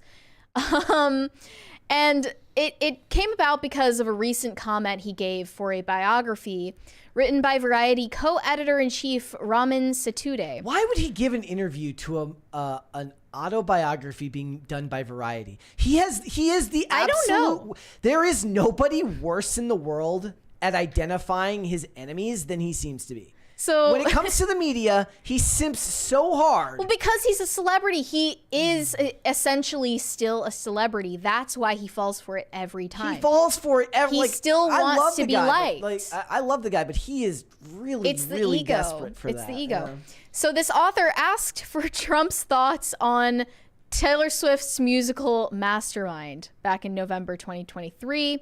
He was effusive in his praise of her appearance, not her talent. He said, I think she's beautiful. Very beautiful. I find her very beautiful. That's 3 beautifuls. That's just so you're counting. That's a lot of beautiful. I think she's liberal. Okay, true. She probably doesn't like Trump. I hear she's very talented. I think she's very beautiful, actually. Unusually beautiful. We've got 5 beautifuls. That's a lot of beautifuls. And only 1 mention of her talent, and another mention of the fact that she's liberal, which of course she is. It's not really the point of the... it'd be funnier if you talked about it without the political context. So, I mean, obviously Taylor Swift has not made it a secret that she, like every other awful in Hollywood, hates Trump and endorses Biden. She said, "I feel very differently about that now. I've always and will cast my vote based on which candidate will protect and fight for the human rights I believe we all deserve in this country." And I understand completely why she's an avatar for every girl whose dad is a Republican, who went to college and became a Democrat. Yeah. She is that girl. And they relate to her so hard because of that. What was the phrase that I heard recently? It really stuck with me. It says like to every liberal white woman in America, every guy is their dad and the president. Yeah, I think Phil said that, but I don't know where he got it from originally. It's very true. It rings true. But like, okay, I see that Daily Beast wrote this anthology of Donald Trump creeping on Taylor Swift since she was 22. She's 22, you sick fuck. You sick. Okay. I saw one this weekend that was like, she's 29, you sick. It's completely made up out of thin air because Donald Trump has been obsessed with celebrities for years. He loves talking about pop culture. He is the pop culture president after all. He tweeted obsessively about Kristen Stewart and Robert Pattinson's rocky relationship over and over, but no one said that he was obsessed with them. Yeah. It's just when it comes to Taylor Swift that she has to be the victim. So they're claiming that he has been creeping on her. He has been weirdly fascinated with her. So recently, the quote, convicted felon's attempt to claim ignorance of her catalog is disingenuous. He has nurtured a well-documented fixation on her for years. He tweeted in 2012, at Taylor Swift, "Thanks for the beautiful picture. You are fantastic." However, if this tweet implies the existence of a photo of Swift and Trump posing together, it has almost certainly been scrubbed from the internet forever at the hands of Taylor Swift's famous publicist. That's interesting. I like would the love to see idea that he's got picture. the picture framed in his house. He has the only copy in existence. Yeah. I want it. He also tweeted later that same year, "Glad to hear Taylor Swift will be co-hosting the Grammy nomination special. Taylor is terrific." He later congratulated the pop star on her breakup from Connor Kennedy of the Kennedy family. Great news for Taylor. I love how closely he pays attention to these stupid tabloid stories. And then in 2018, she broke her streak of public silence on political matters when she expressed her opposition to Tennessee Senate candidate Marsha Blackburn, whom Trump had endorsed. So that was her official coming out as a lib. And it was very dramatic in her documentary, Miss Americana. But that in response, he seemed impressively nonplussed. He said, "Let's say that I like Taylor's music about 25% less now." And everyone remembers that iconic video that Melania took from the back seat of their Rolls Royce, Barron Trump in the passenger seat, and they're blasting Blank Space on the highway in the middle of the night, and it's just pure vibes. And that's where separate the art from the artist comes in. If he's capable of doing it, Taylor Swift shouldn't tell any of her fans that you can't listen to my music if you think this or that about political stuff. I do like the idea that she doesn't like him as a president, but she watches reruns of The Apprentice maybe in her free time. Yeah, maybe the feeling is mutual. We don't know. No one asked Taylor Swift. We will never know. But yeah, Swift makes her stance clear, condemning Trump. "I don't care if they write that. I'm sad I didn't say it 2 years ago. I want to be on the right side of history," she added. Of course. So the question still remains if she will endorse Biden. I don't think it really matters at this point. Like, is that really? It really mattered to people. Yeah, like in 6 months March, ago. Like, for some reason. I could be completely off the pulse on this, but it's like, is it? It wouldn't be shocking. It wouldn't be shocking at all. It does her no benefit to her career to do so. So if she does do it, it's because she actually cares, I guess, because it doesn't help her to endorse Joe Biden. Her career is on high without him. I mean, what doesn't make her special is that she's just another celebrity that Trump has so virtuously gone out of his way to help them in some way or another. And they show him nothing but vitriol, and they spit in his face. And he doesn't deserve this treatment. One of his Truth Social posts from more recently: I signed and was responsible for the Music Modernization Act for Taylor Swift and all other musical artists. Joe Biden didn't do anything for Taylor and never will. And he added, there's no way she can endorse crooked Joe Biden, the worst and most corrupt president in the history of our country, and be disloyal to the man who made her so much money. Besides that, I like her boyfriend Travis, even though he may be a liberal and probably can't stand me. He has a heart of gold. He is the ultimate at separating art from artist. It's a thankless job, but someone's got to do it. And she shows no gratefulness, just like A$AP Rocky. When he got A$AP Rocky out of that sticky situation in Eastern Europe or whatever that was. Yep. I don't even know what happened. He got no thanks. And he never does. It's hard being him, man. He's just constantly having his gigantic heart stepped on, and I hate to see it. I really wish he'd stop. Somebody said, there was a comment earlier talking about him, whether they think he's just messing with the media by doing these interviews with them. No, I think he actually, like, every time he gets his hopes up, thinking that they're going to treat him fairly again, like they did before he decided to be a politician. And then he gets his hopes completely deflated when he finds out that they're not going to write a book that's kind to you. They even did it for Elon.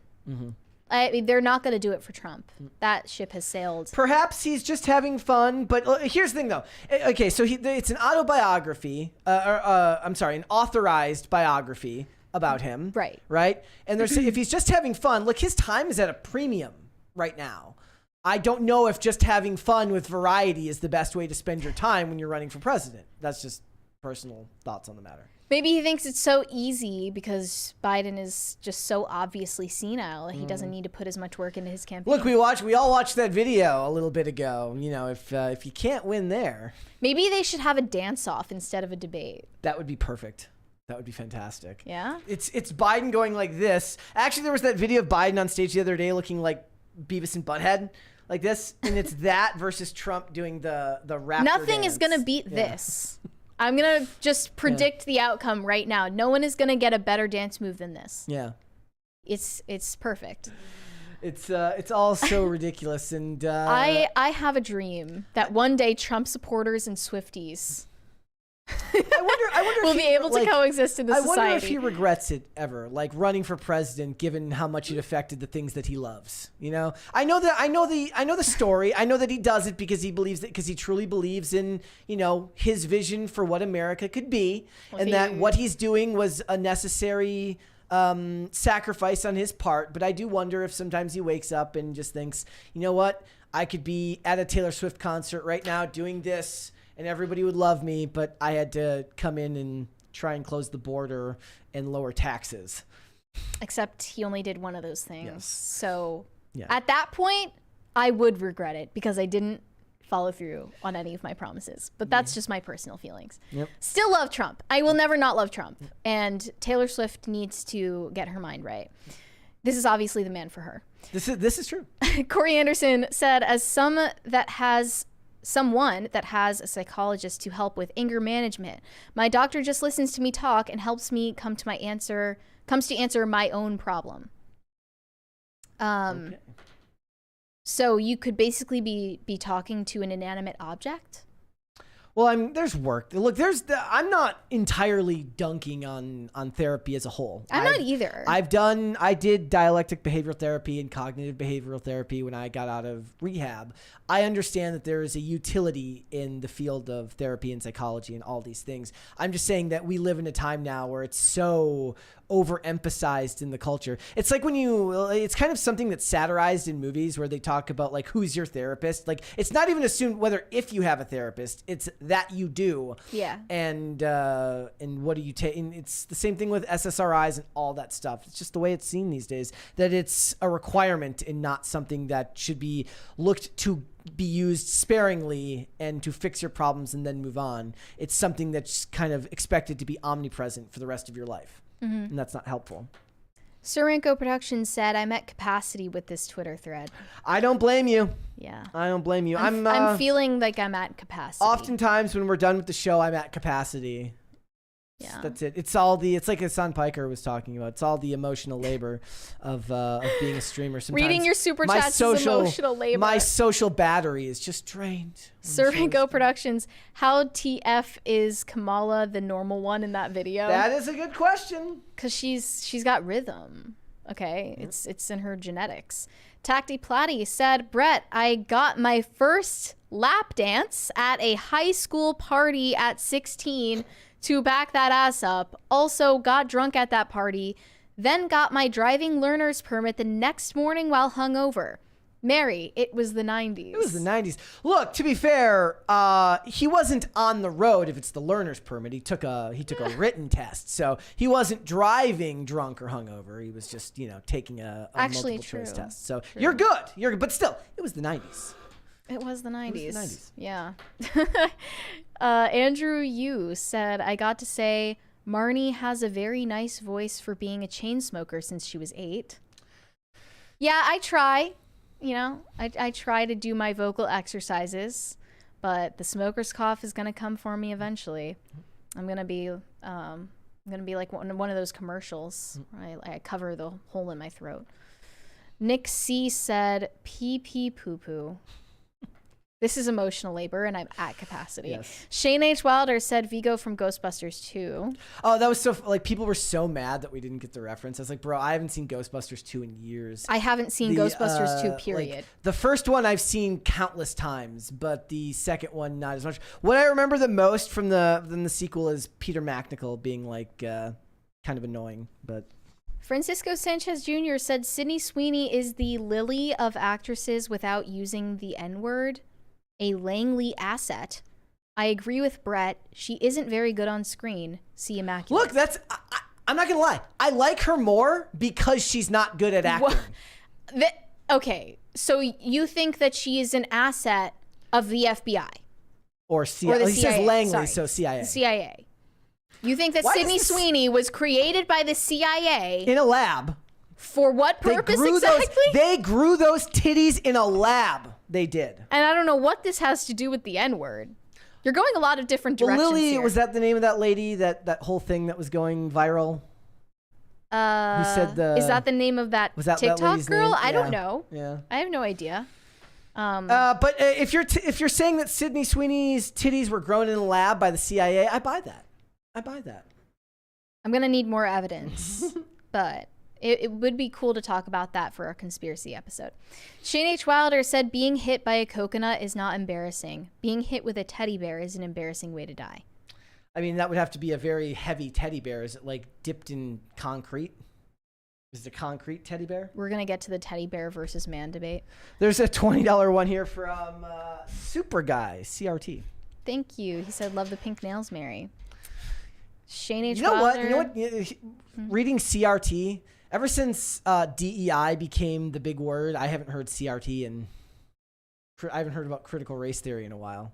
Man, that was a vibe back in 2022. Am I right? Actually, well, it was more back in 2020, yeah. Right? Because of BLM and everything like that. I remember that back when I was 15, I took an extracurricular class on critical race theory.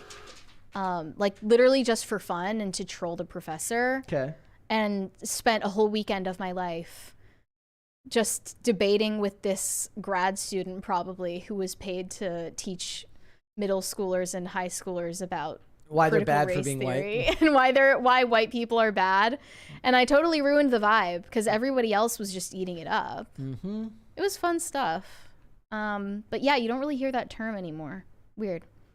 Pat the Plumber said the problem with Shogun is that it needs 110% of your attention, which is annoying. Still a good show.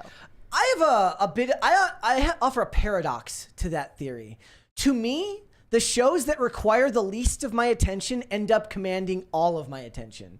Meaning, like, if it's a lighter show that I could very easily be doing something else while watching, I will pay closer attention to it than something that requires all of my energy. Mainly because the shows that are supposed to require all of your energy take themselves dreadfully seriously.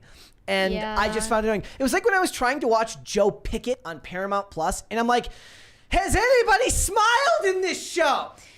That's why I couldn't get into Dark.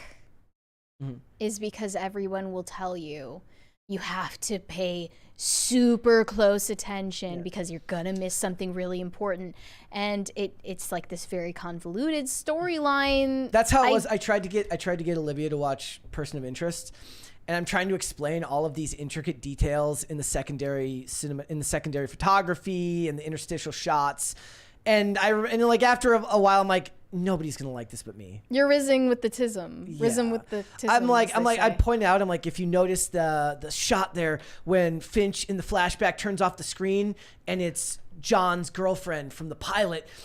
Holy shit, she was on the machine even before it was the real thing. And then I'm like, I literally at that moment I stopped. I'm just like, let's turn it off. This isn't gonna matter to you. You got the ick for yourself. I got the ick for myself. I literally like made the show unbearable for another person by trying to make it. I didn't even know if it was possible to give oneself the ick, but you did it. Corey Anderson said, ladies, it is okay for you to fart. Don't hold it in. All right, cool. Perturbed Alpaca said, Mary with a stoma, the stuff of nightmares. Is that what it's called? When, like, in those like PSAs about smoking, they have a stoma. I guess that's what it is. Yeah, that's not gonna happen. Just so everyone knows, I am actually not a smoker. I do not smoke, and I never will. In the chat, I've been told to stop screaming. You have a mic. No. Well, your mic is quieter for some reason. Why don't you raise your volume? I moved it back. I moved myself back there. So people say that you sound echoey a lot. Normally, I'm pretty good at moving my mic away when I want to yell. But is that why your mic is quieter? I have no idea. Okay. Shane H. Wilder said... Volume-wise, my gain is the same and the volume is a little higher. It might be time to replace this mic, though.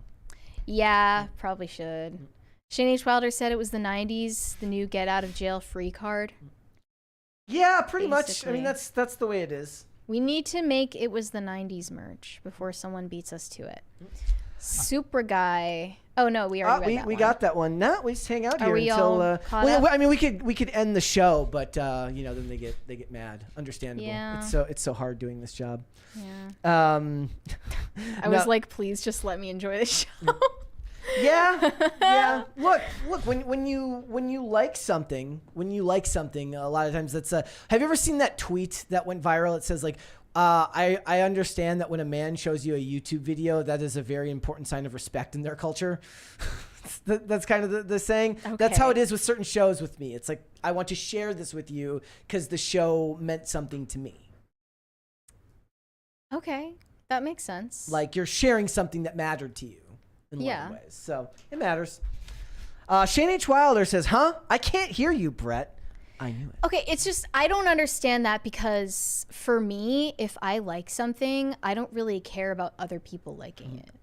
Well, I mean, it's not like it's an insult if they don't like it, but you want people to like it if they... Okay, like with the shows that I am, wagered to review on the show at times, people will know that I'm not going to like it because they know that I don't like most things and sometimes pick something that they know I'll hate. And then when I don't like it, they get upset. Then you're upset at me. Yeah. So like you just wanted to be upset. Yeah.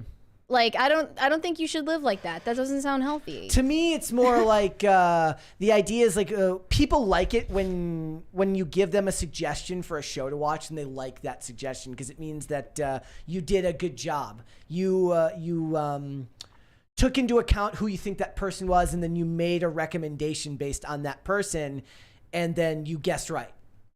Well, so sometimes they're recommending things for me to hate them. Not the other way around. We'll need a new wager soon. Though, did you get? I'm only on. I think I finished episode 3 of Firefly. You'll get through that eventually. That and the Acolyte together. It's just weighing on me.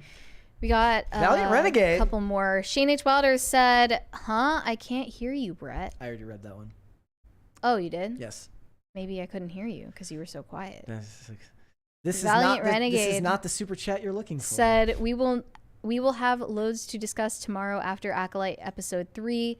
We'll save a couple seats for you on the live panel. What time is that going to be at? If I am home and you send me a link, I will absolutely try and show up. If that happens, I would love to. It's coming out so late at night. 9 p.m. Yeah. That's lame. Yep. But at least it's a short episode. If it were like those long movie that was the only reason I like The Last of Us, I would be agonizing over it. People understand that like when we did the poll, I was like, we will abide by these rules, and and they said no, you don't have to watch it, but the only reason we went through with it, I was like, the episodes are short, it's low investment, it's a low investment time wise. That's fine. If I had to watch 72-minute episodes of The Acolyte, no. Just no. What would that even be? It seems like it might as well have been AI generated. Feels like it. That's just the route they should take. I mean, the biggest on. affront to anything to me is the unbelievably flat cinematography, and everything looks like a set. When we're grabbing stills for thumbnails too, I see like the entire show is just bleak looking. Yeah. It's absolutely just so dull, so gray.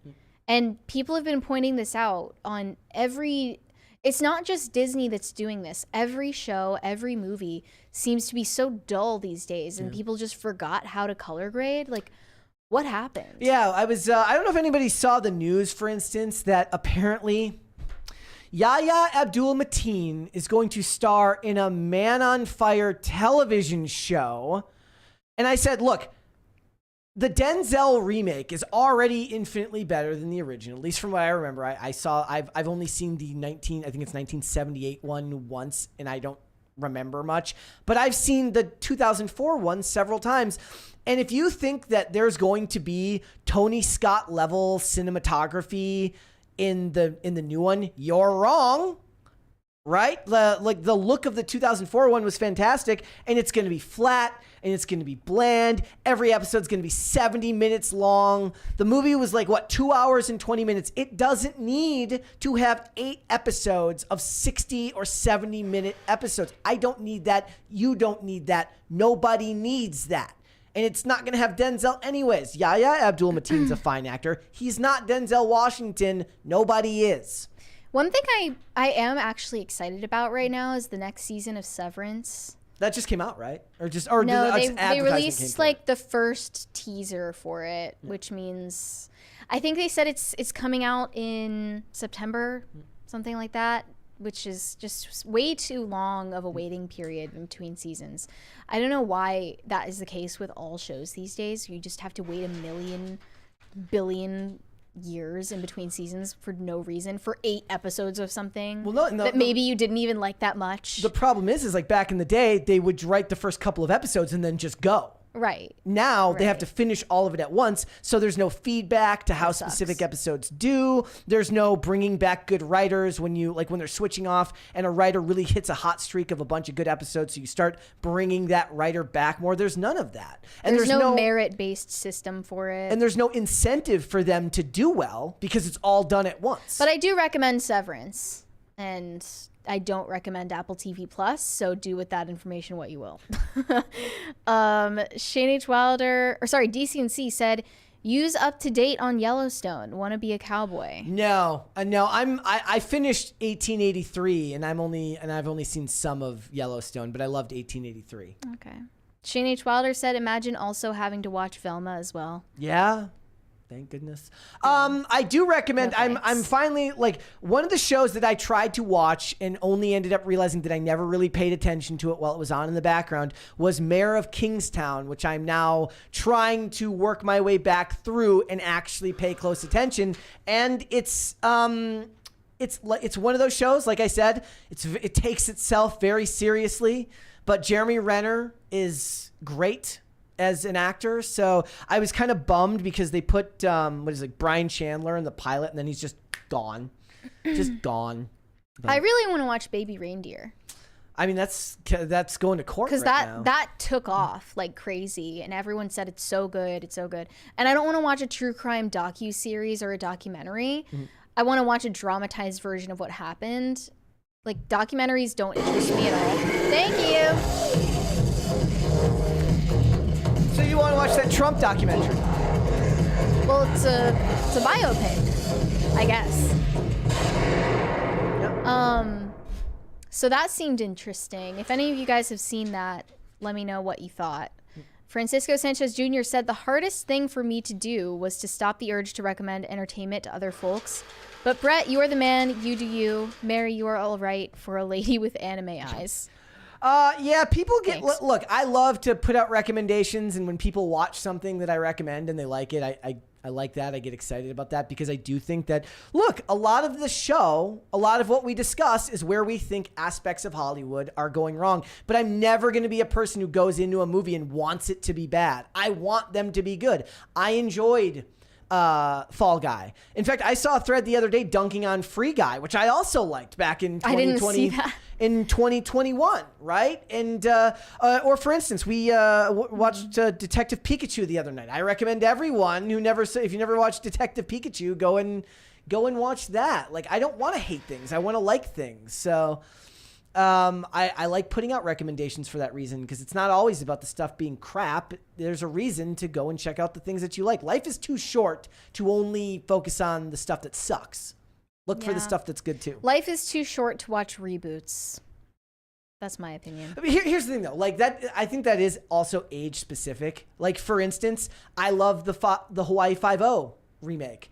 I don't have. But that's the thing. When I watched the Hawaii Five-0 remake, I had no idea that it was a remake of anything because I was a child. I don't have deep connection to the first 5 seasons. I didn't like the Magnum PI one because the Tom Selleck one is something that I knew and liked. So depending on what you've watched, you know, you're going to have a different connection to a lot of those than other people. I guarantee you, 0 Gen Z girls watched the Mean Girls reboot movie and liked it for what it was. That's not a thing. Or the other one is what was it? There's a really bad Magnum PI, or not Magnum, a really bad MacGyver remake starring Lucas Till. That is objectively one of the worst shows I've ever seen, and I love every bit of it. That's incredibly Brett of you. But I also like MacGyver, though I've only seen the original, like, in, you know, episodes that I caught back when my dad would have it on in the background or something. Dude, in between episodes of Columbo. I will never forgive you for making me watch like 2 episodes of Tulsa King. I love Tulsa King. Tulsa King was great. That show was actually, it was like laughably bad. It felt like cutscenes in a video game just put together. Like, it was so, it was hilariously bad, and I never want to revisit it. Okay. Porco Rosso Forever said, there's a great Zinspiracy. Why did they get rid of smoking? Do they care about our health? Some say that nicotine takes away all symptoms of coronaviruses. Now Chuck Schumer is trying to ban Zins. That's look, can't trust a politician. That's for sure. Chuck Schumer needs to mind his own business, his own beeswax. Corey Anderson said, my last super chat was in reference to a post I saw about a lady that needed emergency surgery because she wouldn't fart in front of her BF. Hashtag context. What? I can't even begin to process that. Okay. That is scary. The Manic Mustache said, if I wanted to give my wife the ick, I just say, fun fact. Then her eyes glaze over and she just walks away. That's awesome. If you say fun fact, it's probably not going to be I do that all the time. a fun fact. Literally, I'm just that, like, if you watch TV with me, I was like we were watching Bad Boys. I'm like, did you know that Porsche was actually Did owned you by... know? I'm like, you know that? I was like, you know that scene at the beginning? That's got Kim Coates, who's a Jerry Bruckheimer mainstay in most of his projects. You ever seen Sons of Anarchy? Oh, by the way, did you know that the Porsche that Will Smith drives in that movie was actually owned by Michael Bay because the studio wouldn't give him the money to lease or to rent a Porsche for the set? Fun fact. I would punch you in the face. Fun fact. But, you know, thankfully when we watch things, we're in the movie theater, so you can't talk. I can't do that. You can't give me fun facts. I'm going to start texting them to you. In the middle It's of just the going to be movie. nonstop. In the middle of the movie. DCNC said, name 3 things you actually like, Mary. Okay. I'm just going to say whatever comes to mind. I liked Wednesday. I liked Fall Guy. You liked Mutant Mayhem. I liked that one a lot. I liked Puss in Boots, The Last Wish. I liked Megan. I liked, I don't know. Is that enough? That's more than 3. That's more than 3. Sorenko Productions said, if we're doing recommendations, I watched The Prestige, Christopher Nolan, over the weekend and highly recommend it. Have you seen it, Brett and or Mary? Yes, long time ago. I saw it. I hated it. Yeah. I'm not a Nolan You're not a bro. Nolan fan. It's never been your thing. I'm not capable. I'm female. Yeah. You're not. I'm female. Why would I like... What? I'm female. Of course I don't like Nolan movies. How can you be a Nolan bro if you're a girl? Yeah, it's just not my thing. And by the end of it, it's like, I just feel stupid because there's a twist. And then I'm like, I don't get it. Like, it's not my thing. Shane H. Wilder said, I saw the Mean Girls reboot on DVD at Walmart. They wanted $35 for the DVD, not even the Blu-ray. They're just trying to recoup from that POS. You bought a $35 DVD. No, he said I saw it. He didn't say he bought it. Oh, okay. I was worried about your mental health for a second there. Like, you spent $35 to see the Mean Girls reboot on DVD. I mean, I was shocked in the first place that you would like have a DVD player, because no one does. Shane H. Wilder said, "I love Lamp." What else? I liked the Beekeeper. The Beekeeper with Didn't end up seeing it. Aaron Eckhart. Or no, I'm sorry, The Bricklayer with Aaron Eckhart. The Beekeeper was with Jason Statham. Okay. Again, a genre you would absolutely hate, but What genre? Action, revenge type movies. Yeah, like Fury Road I liked. Mm-hmm. Furiosa I kind of didn't mind. Yeah, not on the same level as Fury Road. It's a binary choice. I'm never going to rate something out of 10. I either liked it or I didn't. F you. You know what I mean? Yep. DCNC said, Mares, I reckon you'll like the new Beetlejuice. Are we gonna review that? I have no idea. Why not? We could. I don't know when it comes out. I don't think the tickets are out yet, but sure. We can review it if you guys Still want. waiting to see if maybe Thursday I go see Bad Boys Ride or Die. I got it right that time. I didn't call it for like Ride or Die. Ride or Die. I never even watched the original Beetlejuice. I need to do my homework before I go and see the second one. High Voltage 75 said, what's your go-to when you're craving something sweet? What do you say, Brett? Airhead Bites. I just eat a whole pint of ice cream. Usually Ben and Jerry's. Mm-hmm. But I OMAD it. Is that what it is? Yes. I just eat a pint of ice cream and that's just what I eat that day. Okay. all in one. Yeah. Shane H. Wilder said, why would I buy that trash? I have the original on Blu-ray. Yeah, I have a Blu-ray player. Fight me. Nothing wrong with that. Collecting physical media is not a bad idea.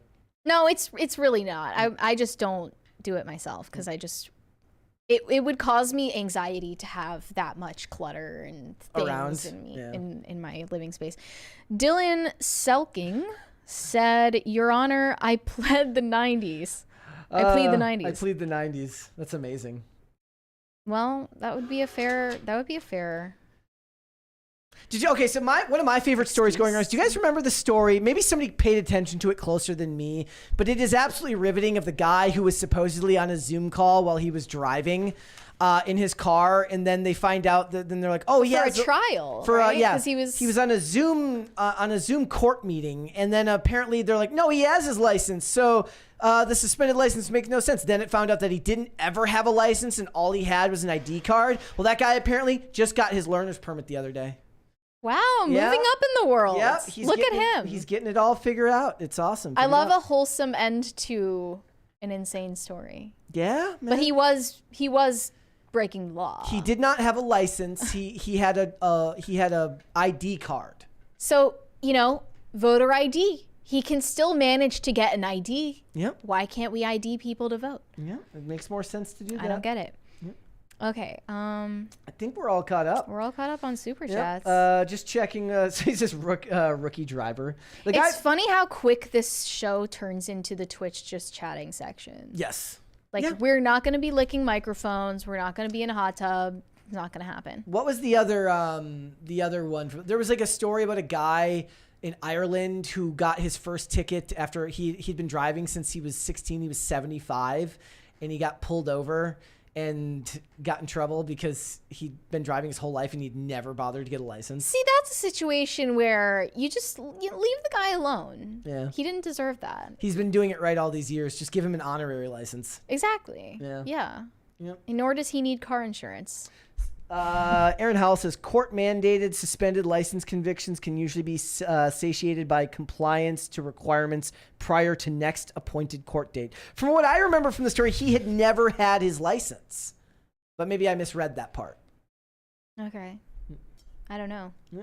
Why did that become such a viral story anyway? Because new people layers, break the law a lot. Because new layers kept getting added on top of it. They're like, was he breaking the law? Was he not breaking the law? We'll never know. Someone said ASMR licking microphones. No. It's not. It never. Yeah. Never. We did a Taco Bell mukbang. Yeah, but we didn't really do that right. We doesn't- should have advertised what we were actually eating. But we're not going to be like licking the microphone. That's completely different. Gordon Shumway said, can you imagine Mary with a CD book in her car? She can't imagine that kind of anxiety. Or would you have like Mary wouldn't survive a day in the 90s. You wouldn't survive a day in my 90s lobby. Would you have had the CD holder that was on the visor of your... Yeah, I mean, that's what we had when I was little. Yeah. In my dad's car, and it was all like Vacation Bible School songs. So that's why you're this way? That's why I'm like this. Okay, yes, to answer your question, Brett. There was an episode of the show Rizzoli and Isles where this character Tommy drops like he has a new child and he drops the kid and he falls asleep and the kid falls like onto a pillow and then his mom tells him a story. She says like, I dropped you when you were younger, and all his brother's like, is that why that's why he's like this? On that note though, you remember like, well, maybe this was just my era, but I was so jealous of kids whose parents had cars that had like they had DVD players in the car. And like a monitor that went back seat. Onto the back seat. Yeah.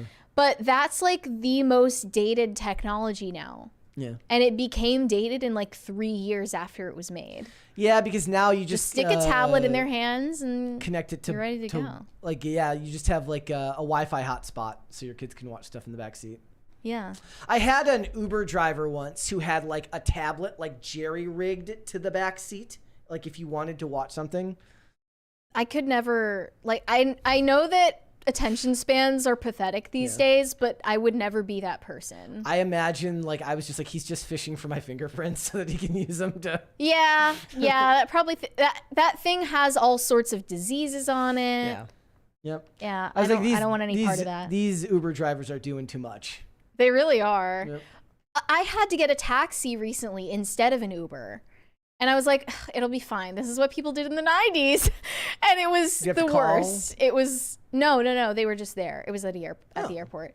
And it was the worst experience. Why didn't you just go to like the Uber section of the... No, but there were none available. That was the problem. They were all like miles away and not accepting my request. Wait, so I was like, I had no choice. What was the problem with it? Like, why was it such a bad experience? Because he was insane and he started speeding like 20 over on a 40 miles per hour road and then swerving over every corner. And I didn't need to get there at a certain time. I didn't want to die. That I didn't want that to be the last night of my life. And then afterwards, he's like, oh yeah, you can tip on that thing right there. And I was like, oh, I literally out loud, I was like, oh, you thought I was going to tip for that? Like, no, that is, you have it all wrong, sir. He's like, I got you there really fast. And this is why I Uber. Yeah. I don't know if there's some kind of like tests that you have to go through before you get approved for Uber, but that guy was sus. That was sus. That was a sus experience. Shane H. Wilder said, this is why I have shelves. They keep the media all organized and alphabetized. Yeah, it's a good thing to have. The Manic Mustache said, literally watching Bad Boys and preparing my wife got the new one, gave her that same Porsche fact. She walked to the kitchen and started the dishes. That's awesome. Fun fact. Michael Bay hated the script on that movie and allowed Martin Lawrence and Will Smith to do a lot of ad-lib while making the movie because he didn't think that the dialogue was up to snuff. Did you learn that from the IMDb trivia section? That one I was told by someone else, but it is from the IMDb trivia section. I loved our riff that you were eventually gonna like find a wife in the IMDb trivia section. That's where they're all. Fancy seeing you here. That's where they're all hanging out. You come here often. Okay. Gordon Shumway said, "Mary, you don't even know is dated tech. Try riding in your dad's 1960s Plymouth. The radio had the buttons that were the preset radio stations, and he is proud he got an 8-track installed." I don't know what any of that means. You don't know what an 8-track is? What is it? It's came before cassette tapes. Okay, what is it though? It's like a cassette tape, but it's not a cassette tape, and he plays music.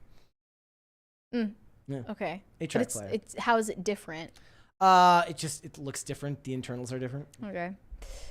Shane H. Wilder said, fun fact, you made it. It's time for outros. That is absolutely true, ladies and gentlemen. With that being said, would you hit the like button on this video and subscribe to this channel? Segway king over there. And subscribe to this channel if you have not done so already. Please and thank you. Unless somebody wants to get us to a 4th crisis party before we go. That would be fantastic. That would be fantastic, actually. All right, Mary, where can they find you? You can send me validation on Instagram at Mary Archived, or you can send me hate on X. That is also Mary Archived. Perfect.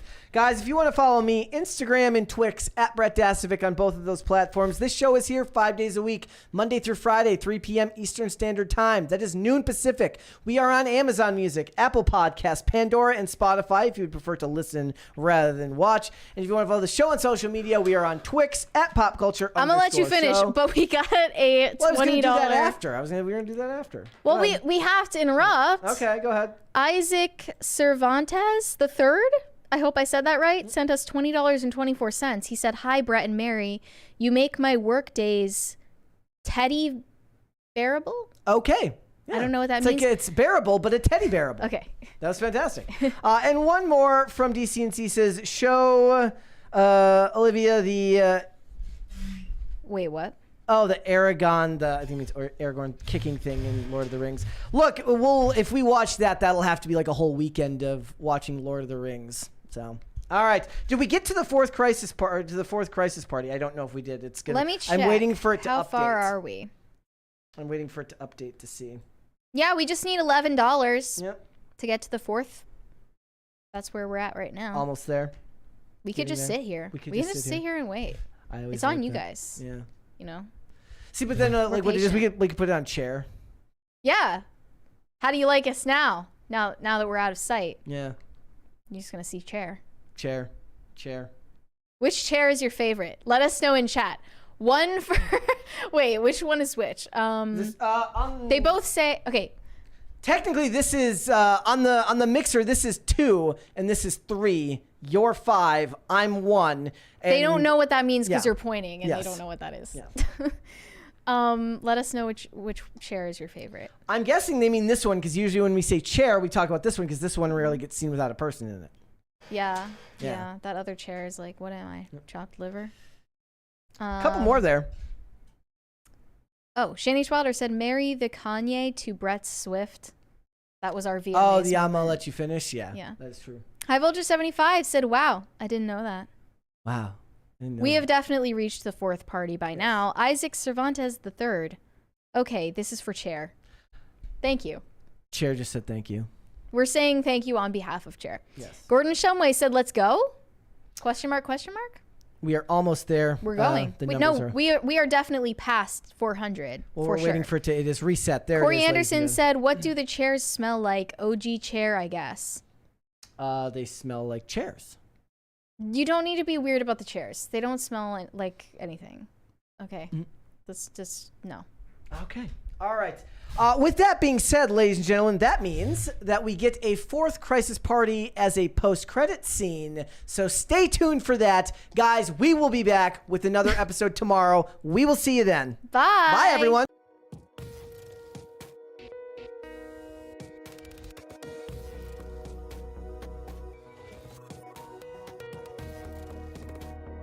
Oh! Somebody told me to stop yelling into the microphone! I'm gonna still yell anyway! Goodbye, everyone. See you tomorrow.